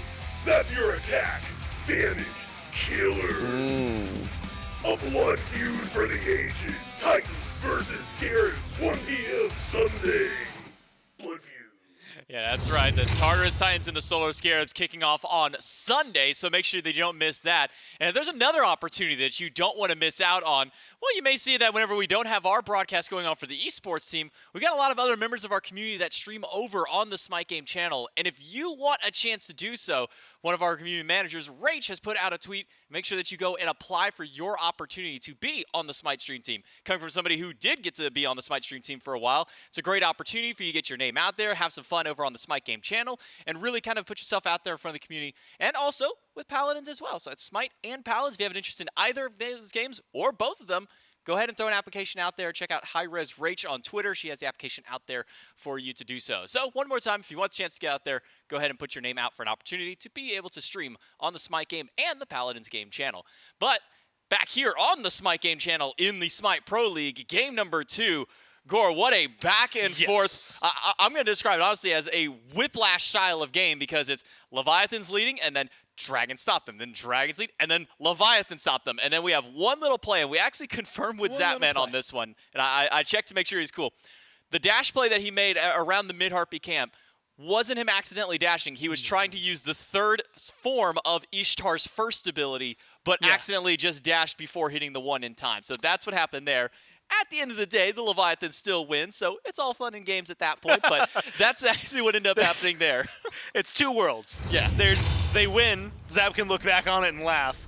They lose, and Zap's mad about it. There's only two worlds that they live in, and luckily we got to live in the one. Look, man, I thought this was going to be a lot more difficult of a start of a game for a majority of the Leviathans. I thought that there was just enough security on the side of the Dragons that, you know, outside of maybe the first couple of levels, it was going to be very difficult for them. But they kick ass. They show up and do exactly what you want, right? They are all over the place. They are in the face of the Dragons. They are constantly leading.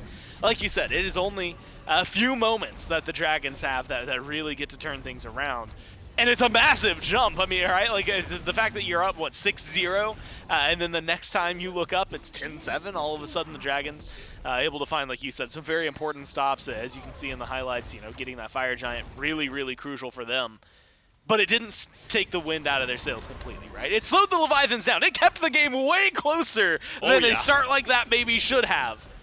But they still find themselves, you know, their footing perfectly fine underneath them. They have all of the force behind them, and then in a very, very solid stance for themselves, able to kind of continue pushing themselves forward into a very eclipsing win over the Dragons in that case. But it was definitely way closer than maybe they would have liked, and maybe way closer than the Dragons would have expected if you go into a certain point. Like, I mean, you chop that game up, what, like even 15 minutes in?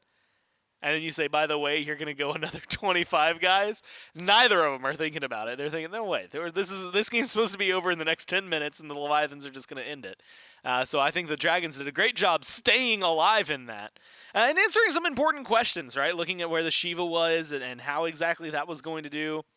First off, sub 1,000 healing, so you know you're not really getting too much out of that ult, at least in that regard. The damage was fine. I think there was a lot of moments, though, where like it didn't really get to shine the way that I maybe would have liked to, you know, like find okay on other picks. I mean, you go back to the King Arthur from game 1, and the capabilities of both of those picks and what they did, it was night and day difference. And granted, some of that's better start for the Leviathans, you know, not as clean of a transition, but I do think that there's something to be said that, just curious, you know, what the Dragons will do in adaptation from their picks that were a little off, admittedly, from what we expect to see out of them going into game number 3. Well, if there's anything I've learned from game 1 and from game 2, it's expectations will never be met. No. I mean, game number 1, you look at the comp that the Leviathans went through and went, man, how is anybody going to go undying in a game like this? Next thing you know, 4 of the Dragons live. Then we get into game number 2, and you look, man, with the composition that the Dragons have drafted, how is Panatom or them ever going to be able to pull somebody in this palette? How is anybody going to pop off? I mean, this looks like it's going to be so difficult for the Leviathans. And then all of a sudden, Leviathans have a rocket start. Panatom's out 4-0-4 to kind of start the game. Subvert expectations beyond here, and maybe just not everything is as it seems. Game number 3, though, is exactly what seems to be the case now. We're ready to hop into the picks and bans to see what all changes up. And I got to imagine for the Jade Dragons, there's not a chance in the world they are letting Panatom having this dodgy again. They immediately banned that one out first in the first pick slot. But even after a middling performance in game number 1, a hot performance in game number 2, it's always that weird kind of question like, okay, do we give it to him a third game? I think after game 2's performance, it's definitely a case of, no, we don't let Panatom have dodgy again. Yeah, especially because it was the balance, right? In game number 1, get the dodgy, ban the Morrigan. Game number 2, they got both. There was a transformation very early on, a few of them, where Sheento, you know, as much as it is the, hey, you can turn into a Cthulhu and be very disruptive in teamfight stuff, there was also just the, also you can just be the Dodge Z, and if Panatom's going to get off to a 4-0 start, bro, yeah, become the Dodge Z. It's going to make things very easy for you. So I like the adaptation from the Dragons. I think that that's just a smart call to make sure that that's off the board. Plus, now that they're first pick, it means that the kind of onus is on the Leviathans to make sure that they don't get something powerful here, right? That your Yamojas, Guan Yu, who I'm actually happy to see disappear because he lost most of the games that he made it through in the last couple of weeks, and prior to that he was just getting banned so much, so I'm happy that he kind of got put on the back burner. But if you're banning, you know, Hades, the Pele, the Amuz and Cobb, or the Yamoja, the Ymir up to this point, like something's gonna make it through for the Dragons, and I think that the Leviathans just had to kind of pick their poison. Well, a Pele first pick for the Dragons as it finally makes its way through the draft. Dodgy, Najia, and Ymir all banned away by the Dragons. Leviathans take Yamoja, AMC, Hades. That leaves Terra back open. Great performance out of Rong Yu on this god last game. And then throwing the Morgan along with it. So Sheento going to hold on to that pick in the mid lane. It's been a winning god for him and his team, usually regardless of the picks that kind of get drafted around. How do you feel about a Morgan Terra top 2 for the Leviathans? Look, I kind of hinted at this last time around. I think Terra, in general, I think Terra is just a good support right now, right? I think that she falls into the category of really decent engage, good disengage, but good team fight, which is maybe the most important, right? Her ult is always going to be impactful in a team fight. And then the Morrigan's just a good pick, right? I was talking about it last time. If you looked at the Cthulhu and the Morrigan as separate entities for the Leviathans, they're both individually good picks that play with each other incredibly well. I think getting this Morrigan back, if that Pele pops off, you can turn to the Pele. There's now a Cthulhu on the other side, you still can turn into a Cthulhu. Set pops off, you can turn into the set. Whatever Panatom's playing, turn into that. Like, you still have a lot of opportunities on your side. I mean, even at just the 2 they've locked in, you technically have a double Terra ult if you really wanted it. And so there's definitely a lot of wiggle room for the Leviathans if they want to play, whether it's aggressively, defensively. I just think as a top 2, it's solid. King Arthur to round out the top 3 of the Atlantis Leviathans. Something for Haddix over in the Soul lane to now fight against this Cthulhu.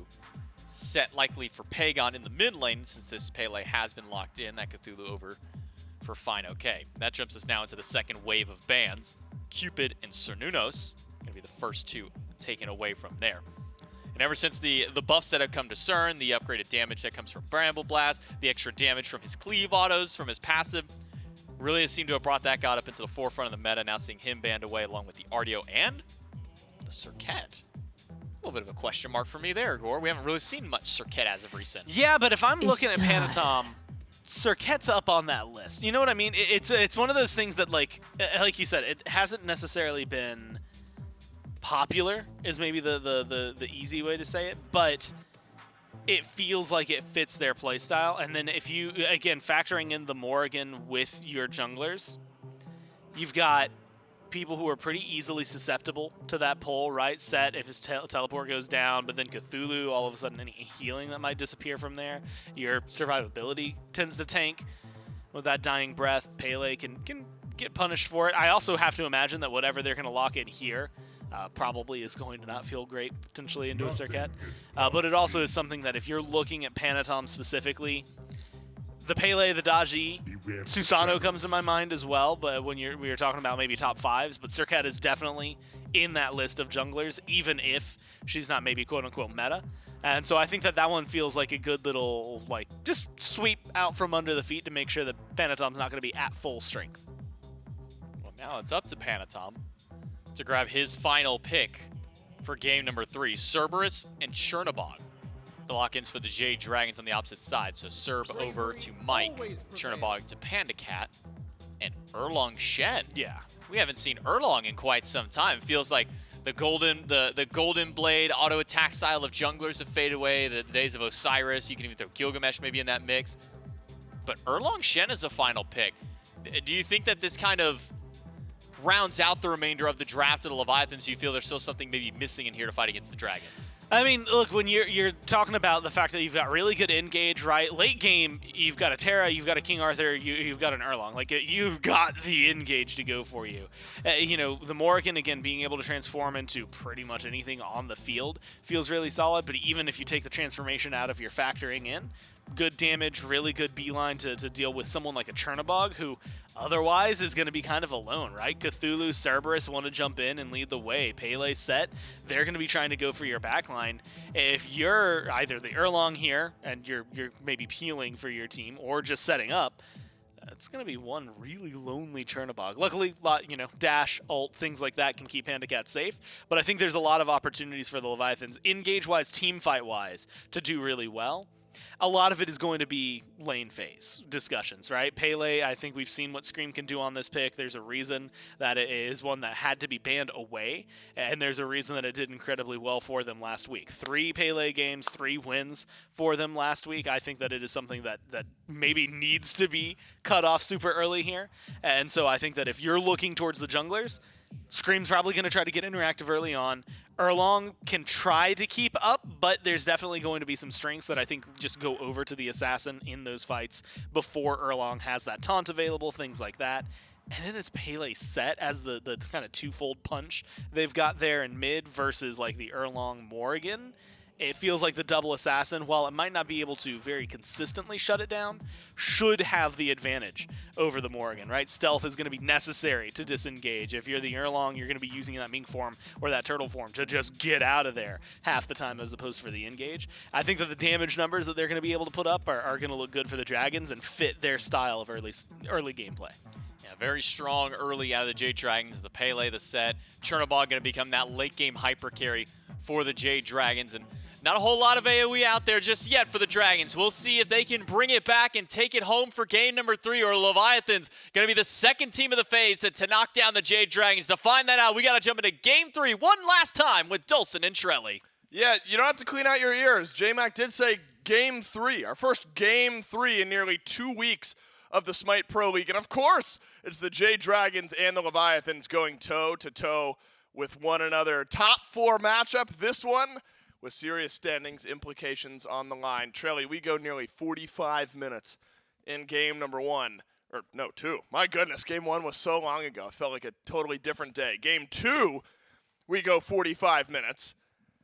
And now we move into game 3 with some interesting compositional choices here, really from both teams. Erlong Shen, haven't seen much of that. But that's maybe less surprising than the fact that Pagon's gone set mid, but that's maybe standard at this point for the Dragons. And then Mike on Cerberus support. Have not seen much of that here in the current meta. Yeah, I can't think of the last time we saw some Cerberus support, but it does, bring its own value in stealing a lot of the healing the Leviathans are trying to go for here with the Terra and of course the Erlong Shen. I will say my favorite part about this set thus far has been seeing the Wrong You and PBM just ring around the rosy they do at the beginning of every game, just seeing how much damage Mike can get. And Wrong You never swings back. He always just he takes the hits, but he never dishes them. He always just lets Mike farm some damage. I want to talk to Mike and Wrong You at some point. I'm really surprised that's a clear one-sided dynamic. Mike is never interested in pressuring out the purple buff on the other side regardless of his pick. It's always been Wrong You aggressing towards Panda Cat and Polar Bear Mike, and Mike having to try to fend off Wrong You. It's never been Mike on the other, at least in this set. We've seen Mike invade purple buff a couple of times so far this year, but really during this set. It's all been wrong. All that pressure on the Jade Dragons purple buff, but this time cleanly over to Panda Cat. And what a composition the Jade Dragons bring in here. They take the Cthulhu away, presumably to avoid double Cthulhu for the Leviathans. But then Panda Cat on this Chernobog Trilly, that's going to add such a layer of complexity to later game decision making as far as rotations and where characters can be, provided we end up getting there. Yeah, it's confusing to me just because almost like clockwork, whenever the Jade Dragons do end up going to game 3s, and it's not one that happens very often, but when it does, Panda Cat usually goes for something like the On Her, the Ho Yi, anything that can get aggressive in lane, anything that wants to fight on early. Not to say that Chernobog can't, but just not, it doesn't scream to me that Panda Cat game 3 pick, but it will bring a ton of annoyance in the late game. You know, the split push can always be something that's annoying to deal with. Of course, you're also giving Sheento a pretty strong transformation in that sense as well. Sheento, speaking of the devil, going down for first blood. Scream gets credit for that one. Goodness, that's damage from Scream and Pagon, and that's why the Jade Dragons pick this 1-2 punch. It's Scream on Pele. They need him to get aggressive, and then Pagon on set loves to walk forward in these lanes, and that's such a good start for the Jade Dragons. Exactly how you draw it up, and now a red buff invade from Pagon as well over on the other side of the map. Looks like dropped it. Maybe didn't stick around to pick it up. Maybe just stole a little bit away, but Pagon has just turned into such a dynamic player here for this Jade Dragon squad, and that's another great example. Just running at Sheento, knowing that Scream's around the corner and that line of communication very, very clear. Yep, and that's going to make sure that not only does that first blood go through, but Sheento's beads are going to be down for next time. I wouldn't be surprised if Scream tries to get aggressive once again in that mid lane. Not to say that Pagon couldn't find some aggression with that beads being down as well. The slows from Skewer, definitely something that benefits from that, but it actually looks like, I was going to say, Scream might be looking for a gank attempt at the moment. No blink available, and finally hits level 5. Oh. Got hit the ult to go for that one. I was going to say, if Volcanic Lightning lands, maybe Sheento falls once again, but not going to be the case. Playing a little bit safer in the lane. Definitely a smart call, but still, that's a lot of time that Sheento has to play safe, right? Still level 4, doesn't have access to that transformation just yet. Should be coming here shortly. And even when that happens, you can get bursted early on before you can even get that ult off, especially if you're getting CC chained by a Pele. Well, and how about the flip side of the jungle? Panatom on Erlong Shen. Nearly accidentally called him early on Shen, which I used to a little bit because of just the timing of the game. You expect Panatom to kind of get off to a good start. Has Mannequin, has Blink, has level 5. Is now the time. Are you expecting to see Panatom get into it as Pagon is forced a transformation out of Sheento, who will end up dashing away as well. Yeah, making Sheento transform into the Pele. If you're hotkeyed on pretty much anyone else there, going to be very difficult to try and close that gap, but probably sticking on to Pele for the time being just because not only is it a good engage, it's a great disengage in that sense. And I think Pagon happy to take that trade also. Like, the Kingslayer ultimate cooldown just is so much shorter than the Morgan's early on, so you can just use that out effectively. And now, Sheento's without beads or ult for about 30 seconds at the very least for the beads coming up. We'll have to see if Scream decides to get active one more time in the mid lane. And actually is hovering around mid currently, hiding in that same little crevice. So Sheento steps up, maybe some aggression. Wonder what Panatom will get done here on this Erlong Shen with the mannequins, with the blink, with the taunt. Blue buff invade considered, but not followed up on by the Jade Dragons, or by the Leviathans rather. Final K is going to snag that one just fine. It's tended to be early Pythag's piece on Cthulhu. Helps out with that laning phase there just a little bit. And what a treat we've gotten here. We've gotten a Final K King Arthur so far in the set. Now we get a Haddock's King Arthur. And so you're really controlling the front line here. Two of the best to do it in the SPL currently. In two very different ways. You're kind of just walking forward, dropping these big AoEs if you're Cthulhu, and then if you're Haddock's, a bit more precise, like a scalpel there on the front line. It's been a blast to watch these two go back and forth so far this set. Scream hiding pretty close to the Greater Scorpion. I was going to say, are you looking for the kill? Not going to be the case. Actually picked up by Haddock's here, and he's going to have to ult in aggressively. I was going to say ult out, but it looks like the rest of the Leviathans were too afraid to step up in that situation. So the Greater Scorpion invade is good, trading Haddock's big energy ult for Scream's ultimate. That'll come back real short after a wave gets cleared or something like that. So, I mean, you know, gold-wise, certainly in favor of the Jade Dragons, about 1K this early on. That's been nice. but hasn't been too much. I like that Scream is not left off of the gas at all. Like, it's pretty much just been constant aggression from the first blood on a Sheento to the regank attempt to looking over to solo, and it's not going to stop anytime soon. No, it shouldn't. Let's look again. We talked a bit at the end of last game where we've now seen just a couple of different styles of Jade Dragon games. A win in game 1 where it's longer, more drawn out, full objective play. Game 2 where they're trying to come back from a massive deficit. Had not seen the Scream, Pagon, aggressive, blink early and often type of game yet from the Dragons. Seen a little bit of it here in game number 3. It's given a nice advantage over, but hasn't completely broken the bank just yet. Wrong you. Dashing through. So red buff already picked up by Sheento, so no invade here except for Mike draining that obelisk just a little bit. But Wrong you knows this is here. This would be tough. I mean, if Wrong you gets caught out, has to use the double dash away. Pagon up and over the wall, and the Jade Dragons collapse in onto Wrong you swiftly. And Ankh is down onto Mike. This will be a big stun from Zapman. Panatom has the taunt as well, and there's so much CC, but simply not enough damage. The Jade Dragons invade. Oh, he missed. Grabs a couple kills and then some. And they'll get out cleanly. A 2-kill swing for the Jade Dragons. Yeah, that was huge. I was wondering if Sheento was going to get caught out as well because the beads got used so early. Panatom is trying to wrap around here. I don't think any of the Dragons are going to fall for this one. Actually, might even want to get aggressive. As Panatom has Blink, Whoa. I was going to Oh my say, God. he's going in for it. All he wants, Scream. Scream pinned and whacked by the Gold Fury, but Panatom will trade out his life in exchange. A soul for a soul. Down goes Panatom. Down goes Scream. And the death timer's equal. I mean, Panatom, simply for sending a message. You know, you like the solo kill there, but hands one right back over to PandaCat, who's gone into some crit here early in his build. That's what I want to see, man. There's been a lot of the full shred style builds. PandaCat's done with it. Going for either the Wind Demon or the Shadow Steel Shuriken, just going for some crit chance, some extra attack speed, gonna help out the boxing. And these are the builds that I want to see come back. I don't hate the full shred builds, but I think you're more inclined to go for these boxing matches, these 1v1s, when you have that crit chance, which tells me some more aggression in the duo lane at the very least. Pyromancer's still about a minute 30 off on the right side of the map, but Gold Fury has obviously spawned in on the left. Doesn't look like the Jade Dragon, despite being up 4-1, are ready to make a pull onto it. I'm just keeping my eyes on this set because Pagon is looking at Zapman at the moment, like kind of playing as a pseudo jungler, not really sitting in mid lane, letting everyone else clear his wave, and was trying to get aggressive.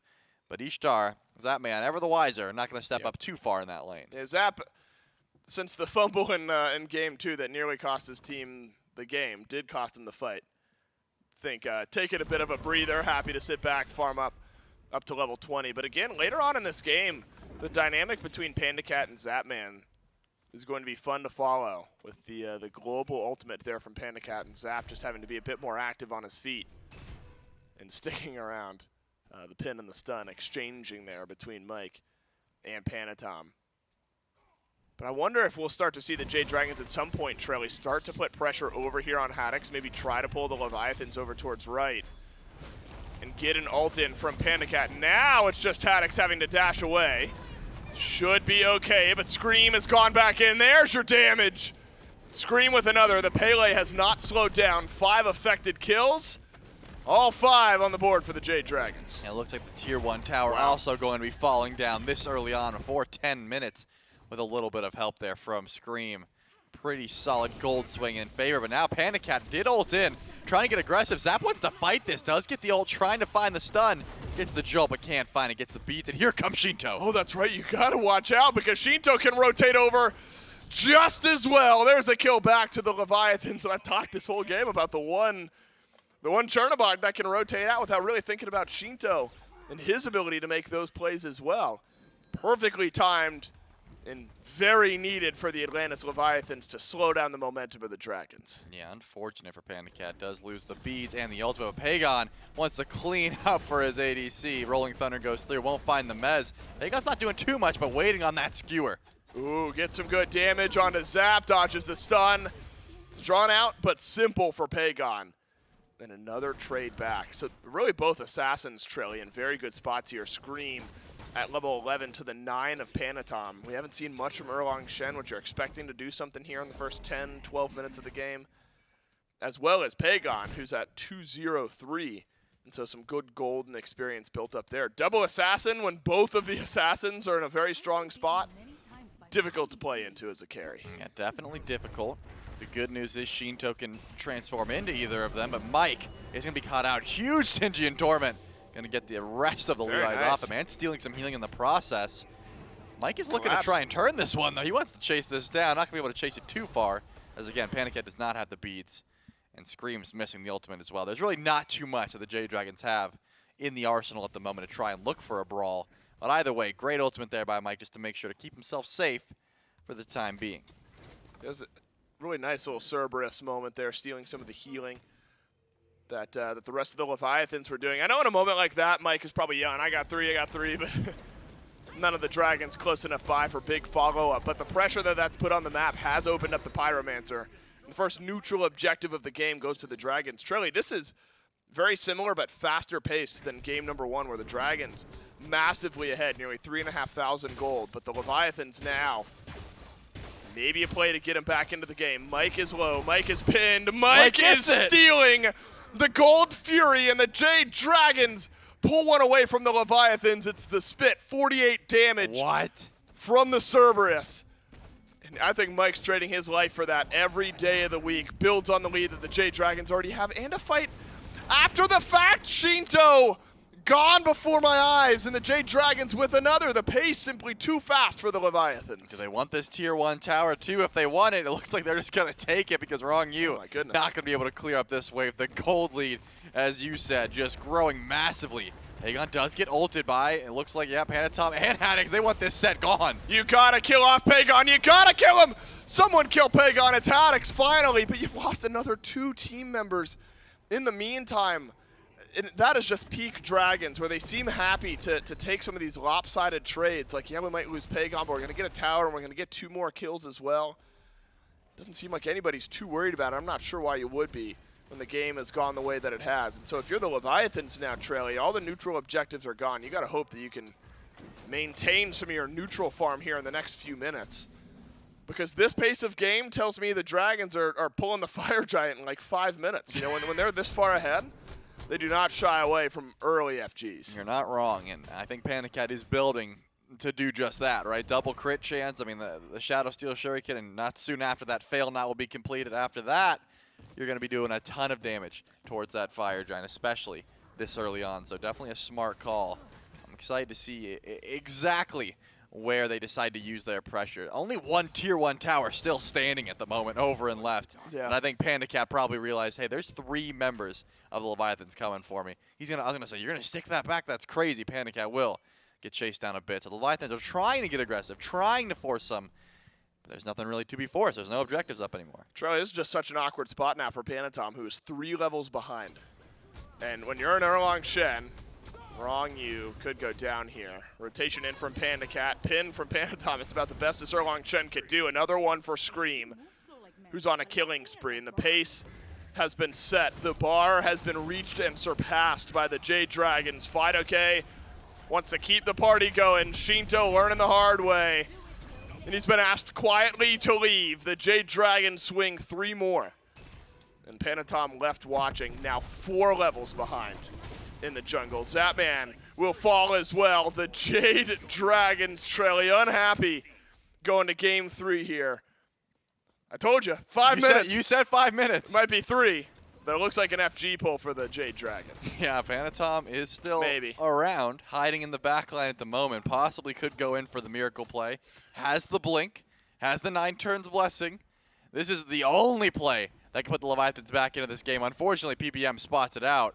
And if I'm the Jade Dragons, I'm probably stopping DPS, but they're not going for it. They're too hot right now. They're up 13-4. Yeah, that's right. Polar Bear Mike, only 2 levels down to Panatom. Sheento is rotated in. Fire Giant low. It's the miracle They got it! that arrives. Prayers answered for the Leviathans, but the fight doesn't look fantastic after the fact, unless maybe Panatom can chase down Polar Bear Mike. He does, and the Leviathans have signs of life now Odd numbers against Pagon, who will make it over the wall, and 3 members of the Leviathans with FG. But now Panda Cat flies back in, and he's going in for this. My goodness, and he's got Aegis. It's worn off, and the Leviathans now can turn towards Panda Cat. This is madness. What is happening? The Jade Dragons now go in 1 by 1. They lose FG, and the Leviathans have footing in game 3. I mean, I just knew it. The second I saw Panton with the wraparound, I said, the Jade Dragons should probably stop DPS here and just go for the kill, but they're not going to. They're just like, we're up 13-4. Why would we? Sheento flies in. Beautiful play. They're going to have Fire Giant here for the next 3 minutes or so. They did lose it on Zap and Sheento, unfortunately, which means not too much aggression they can find. I mean, this is a 16-minute FG. It's not the end of the world for the Jade Dragons at all. They're still pretty heavy in the lead gold-wise anyways. But you got to imagine they would like to get, a possible pull on the Primal Fury or at least a tower. Not going to be the case. It's actually Pagon trying to get the tier 1 and left, and the Jade Dragons as a whole grouped around this Primal Fury spawning in. You gotta take a deep breath between these two teams. This is chaotic. Imagine these two teams meeting up later on in the year, and how much fun that could be. Right now, it has been 2 games, honestly, that are similar results visually, but the opposite teams doing the leading and doing the throwing and doing the coming back. This time, it's a Leviathans who are handedly behind, but find a way to make a play. Panatom Trelly 4 levels behind a few minutes ago.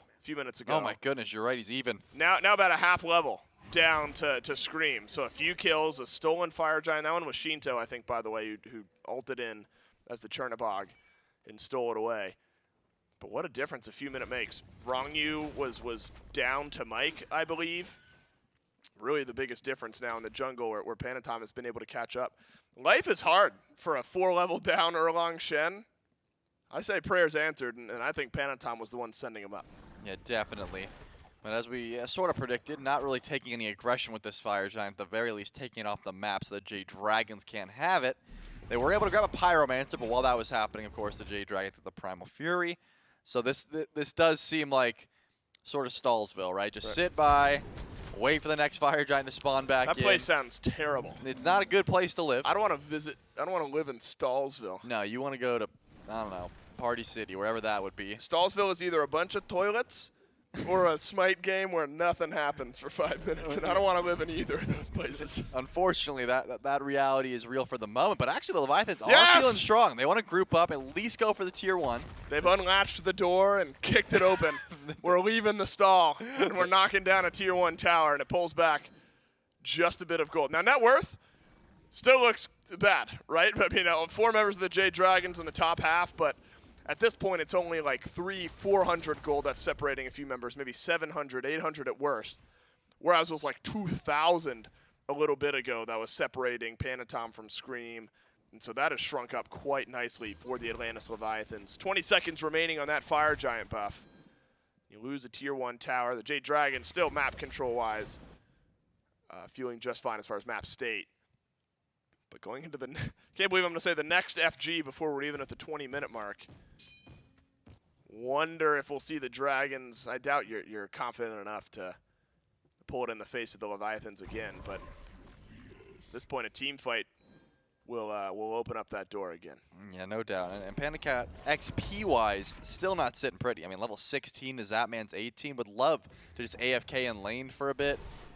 Pagon actually does teleport in, trying to find some aggression on the Zapman. He dashed the right way this time. Yeah, this time he did dash the right way. Could have dashed in, and it would have still sent him back if he hit someone, but unfortunately last time he didn't hit anyone.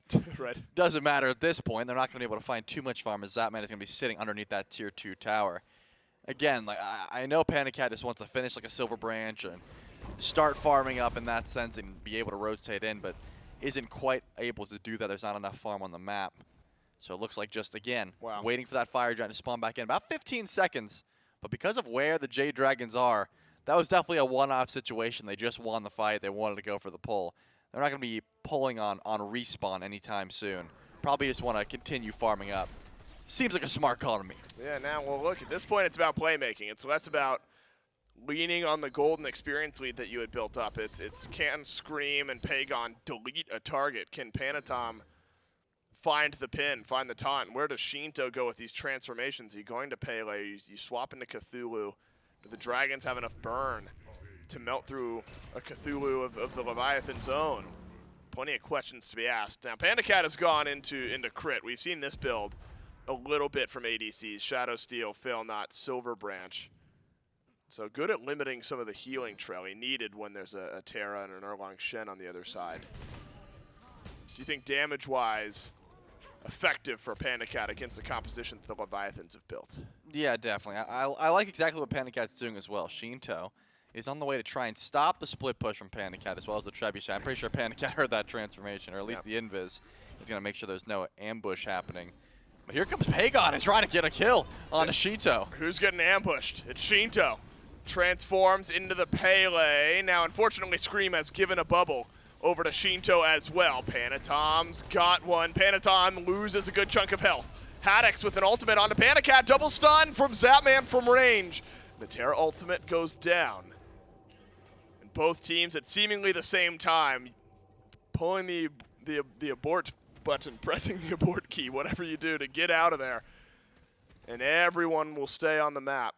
And important, especially this later on in the game. You know, that's a Fire Giant pull immediately if you lose too many members. One more shot, it'll do it. And the Trebuchet does confirm that tier 2 tower, though. Unlucky. So that's going to be a nice chunk of change in the pocket of the Jade Dragons, off the back of not only PandaCat's pushing, but, you know, Pagon finding Sheento in the jungle, getting both relics and that ultimate down. So now you can see the PandaCats heading over to right. And it seems like if Zapman doesn't rotate over quickly, would give the opportunity for the Jade Dragons to look at something. But Zap actually did notice, because of that ward, that there's going to be, you know, like it looked like everyone passed over that ward. Yep. There's got to be alarm bells ringing, that Fire Giant's being looked at. What an aggressive pull by the Jade Dragons. We've seen this story before. Mike has pulled Haddix back into the FG pit, and the Fire Giant now reset. Pagon alone on the front line, ulted by Haddix. He'll fall here shortly. Down in the back. Panatom chasing down one, and the Leviathans have caught fire. Final K, burnt down, Scream, no leg to stand on.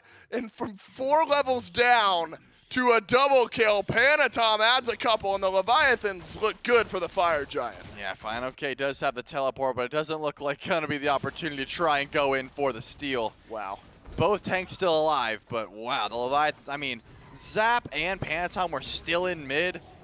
When that pull started, it looked like the Jade Dragons were pulling it pretty fast, but off of Mike's ultimate, they thought maybe we just go for the fight here. They didn't quite have the damage. PandaCat dashes in. Pagon dashes in, gets immediately picked up by Haddix. It was just a fight gone wrong, for sure, there from the Jade Dragons. And now the Leviathans actually in the lead for the first time in quite some time. And they're going to go immediately over the Gold Fury in the process, what Zap was trying to do. That's right. When the Fire Giant was being looked at, and they're going to go in and get it anyways. 24 minutes in. Wow. Second Fire Giant of the game. My goodness. Dragons and Leviathans fans. How's the heart rate doing over there? I mean, this has been a ridiculous couple of games. Game 1, super slow. We had, what, 3 kills in like 20 minutes or something like that before the game finally took off. Game 2, a similar pace, but then the last 20 minutes was pure chaos. This one has had a bit of everything. The Dragons ran over the Leviathans early. The Leviathans steal a very early Fire Giant attempt that the Dragons had thrown out, and now win a team fight and get a Fire Giant cleanly on their own. Sheento did die off, so he does not have the Fire Giant buff. I'm sure the Leviathan's not too worried about it. And truly, there are a lot of towers to work through here for the Leviathans. The Jade Dragons may be smart not to worry too much about these tier 1s, but if you can burn off some time, might be worth standing up under the tier 2s. Yeah, no doubt. The gold lead is not so egregious that you don't want to step up to at least the tier 2 towers. But at the moment, with the way Scream's positioning and also the fact that PandaCat's on his purple buff, it seems like at the very least that tier 2 and right is going to be going down for absolute free. Final K standing here, maybe just to pretend to clear the wave, but maybe some split push opportunity. Scream is going to take away some of the offerings at the moment just to get a Trebuchet on their side. And the Leviathans are going to see this out and probably feel pretty confident just being able to go for at least a tier 2 and right, then retreat, spend some of that gold, and then start the push over on left. Remember, tier 1 still available over on the left side of the map for the Jade Dragons. I'm going to be able to defend that one for much longer as Leviathans finally run it down. Can you imagine these two teams meeting at Worlds. I mean, two of the most outspoken fan bases that we've got in the SPL, and a matchup that is this close. I'm just imagining the fanfare around these two going the distance. I know that people enjoying this is just like a regular season phase 3 matchup, and already is You're talking like World Semifinals, right? Something like Arlington, that. Texas. Arlington, Texas, and they get the Thunder Clapper, something like that. Man, the stage set for a lot of fun rivalries to build up here this year. And the Leviathans and the Dragons, I mean, it makes sense, right? I mean, over the last few weeks, these two teams have been playing some of the best Smite that we've seen in the league. Oh, yeah. Oni Warrior's been right up there with these two teams. And it makes sense that they finally break the 2-game curse that we've got here in the SPL. And it's the fashion in which it's been done. It's hardly been clean outside of game number 1. It's gotten a little messy towards the mid-game periods. Now it's the Leviathans, the ones who are benefiting, where the Jade Dragons had some benefits in game 2, but ultimately dropped off a bit later on. Tier 2 tower softly defended. Fantastic stun there from Polar Bear Mike. And a blink in from Fino-K. Assassins will brawl it out over in mid. Stygian Torment from Mike pulls Haddix right back. There are 2 Cthulhus, but they're on opposite teams. Fino-K doesn't finish off the kill on a Zapman. And Zapman turns it. Haddix does as well. Now it's Panda Cat. And Panda Cat still has some legs, still has some life in this fight. The duo lane with Pagon, the last 3 standing. Panda Cat pinned, Panda Cat Aegis. And the Leviathans have eyes for the Phoenix. Yeah, they won that fight, I would say. And now this left side Phoenix seems to be the call. Haddix already teleported back in, full HP, ready to tank this one up. Pagon's going to be in some trouble, gets knocked up, uses the Aegis. One more will do it, and he's gone. He gone. Sheento now looking for more. Double kill for the Morrigan. And the respawns here shortly. Or are they? Are these death timers long enough? Is the stolen Fire Giant enough to break the tie here in game 3? Panda Cat with damage. Leviathans down to half HP, avoids the stun, but there is simply too much, and the Leviathans have done it. Scream 5 seconds away, though. The Titans swinging away. The Leviathans unconcerned in game 3 in the set to the Levi's. I mean, off the Fire Giant steal, Panatom with that wraparound, Sheento ults in from base, ends that first game when it thought, you know, that it was so out of hand. I mean, the Jade Dragons had such a lead at that point, but once that Fire Giant came through, we were like, okay, Leviathans might stall this one out a little bit, and then we're going to see the repull. But this time around, the Leviathans had the control. They get the second Fire Giant, and that fight was looking too clean. The 2 Cthulhus, you know, one on opposite team. Sheento was able to outlive Fino-K's Cthulhu ult himself, and I mean, what a game. Back and forth the entire time. That set was just too much fun to watch. Oh, yeah. Maybe not the Pagon set, except for early on here in game 3. Actually looked really nice for Pagon.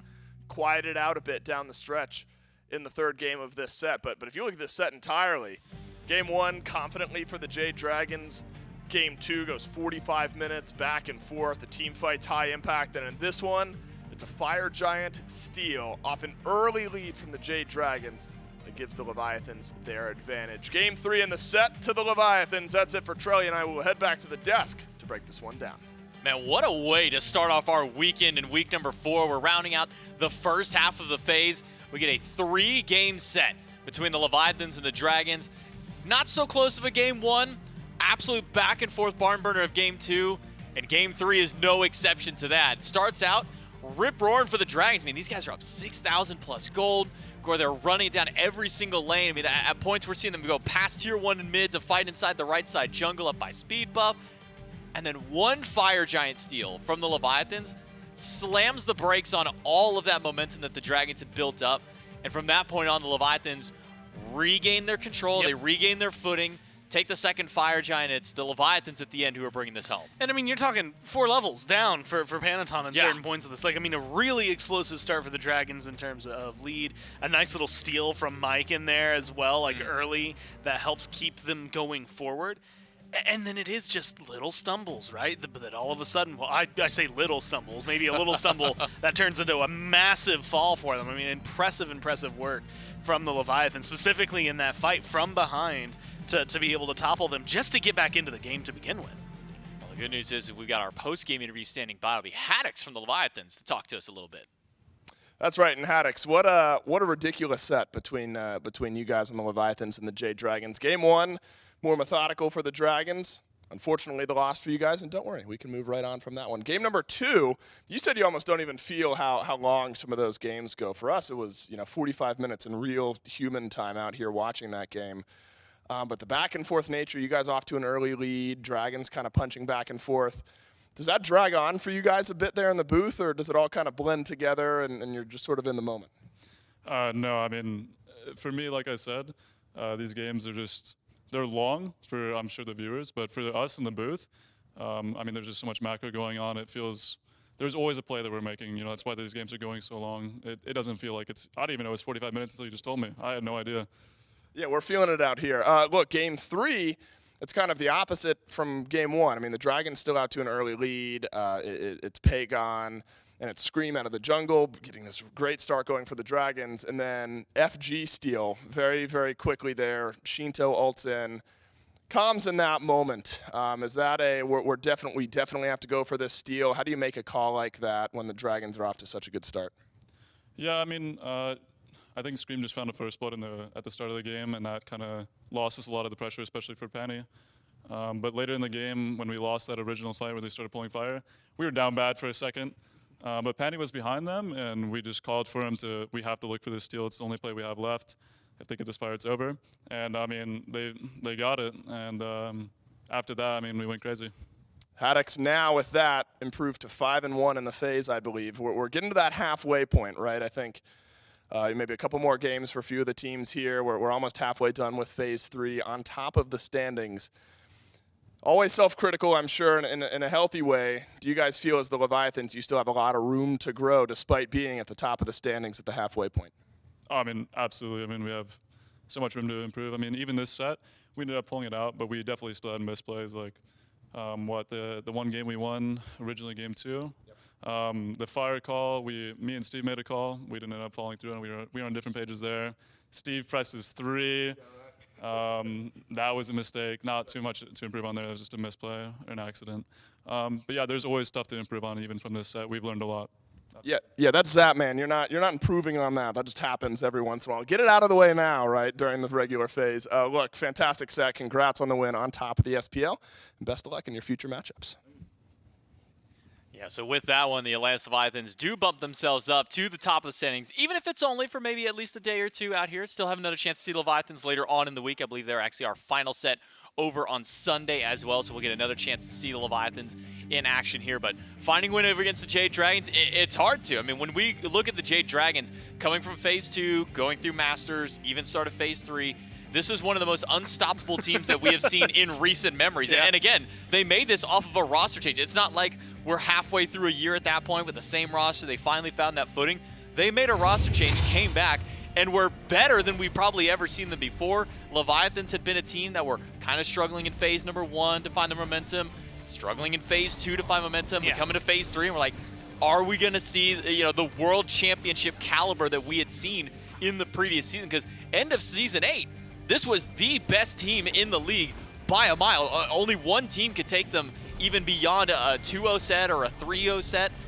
And now we're having them out here against the Jade Dragons, who are rip-roaring hot.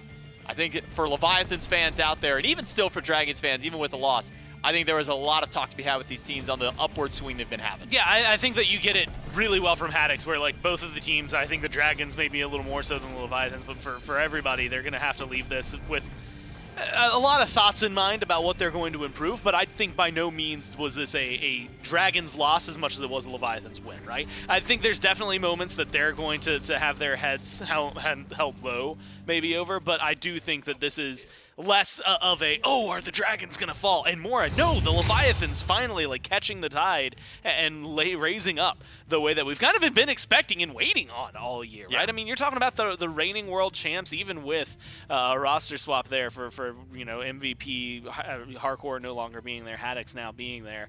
Even with that one swap, you're finally getting to see, I think, that performance out of them over these last couple of sets. And look, it is not anything to scoff at either, right? You mentioned the Dragons, I mentioned the Kings as well, because this is a two top team performer that these guys have been able to knock down in a row. And so I'm really impressed with what they've been able to do, holding on, after game number 1 goes the way of the Dragons in a comp that at least felt like the Leviathans should have had a lot more punch back. Into game number 2, a very explosive start for them and carrying that throughout all of it, even with a couple of flubs that end up happening. But then in this one, essentially having the same portion of game 2, right? Except the flubs were at the very beginning. Everything that seems to be going wrong is going wrong at the onset. And then being able to make that comeback, I think is exactly what you want to see out of this team, to showcase that they are improving, that they are doing what you want to see out of a team that is a reigning world champ. And it's the exact time of year you want to be hitting this is the end of the year. So I think it's a really good spot to ramp off of and see where they go. Great strides by the Atlantis Leviathans. Now we can take a look at our schedule for the weekend still to come. This was day number 1 of our 3 days for our SPL for week number 4. Camelot Kings with a 2-0 over the Bolts. I almost forgot that set happened because that was so long ago. We had a 3-game full set between the Leviathans and the Dragons. It's the Leviathans came out on top. Then tomorrow, tune in. We got the Valkyries and the Scarabs. See if the Valkyries can finally find themselves a big win over in this season, get themselves their chance, or can the, again, new Solar Scarabs maybe be able to find the momentum early on. We'll get to see how that new roster looks out there. Hurrywin now in the support role. Yark moved over to ADC for there. Then the Oni Warriors and the Tartarus Titans with another roster change as Stewart has gone from the Scarabs to the Titans. So we'll get to see how the Titans look with their new carry. A day of new for Saturday, and then obviously our triple header over on Sunday. Now with the win by the Leviathans, we can see how that shake ups the standings. To be said, there is a 4th seed Leviathans jumping all the way to 1st seed now. Jade Dragons get knocked down one little peg into that 2nd seed spot as they sit 5-2 with the Camelot Kings. Oni Warriors have a chance to maybe cause some disruptions up at the top as well. They find a win tomorrow over the Titans. They jump right up there to that 1st/2nd seed spot. Tartarus Titans, if they can find a win, can at least keep themselves in their current spot, keep the Oni Warriors down in that 4th seed, and kind of keep that middle ground maybe a little bit closer there more than anything. Right now there feels like there's a pretty clear divisive line between top 4, bottom 4, and I think if the Titans are able to win, then it all of a sudden delineates that line. It disappears for a little while, or at least it gets a little more faded at the best. If the Warriors win, then all of a sudden conversation, who cares about the bottom 4 for a little bit? Right. You're talking about 4 teams that are fighting constantly over 1st place, and it becomes a very, very complex conversation over the top of the standings, and I think it becomes a very, very fun, honestly, last couple of weeks when the phase starts to roll out. It's a very competitive top 4. We're going to see how some of the teams on the lower half start out tomorrow, so make sure that you are tuning in. 11 a.m. we'll kick it off with the SEC, and then right after, back into the SPL on behalf of myself, Gore, Casters Production, everyone behind the scenes. Thanks for watching, and we'll see you tomorrow.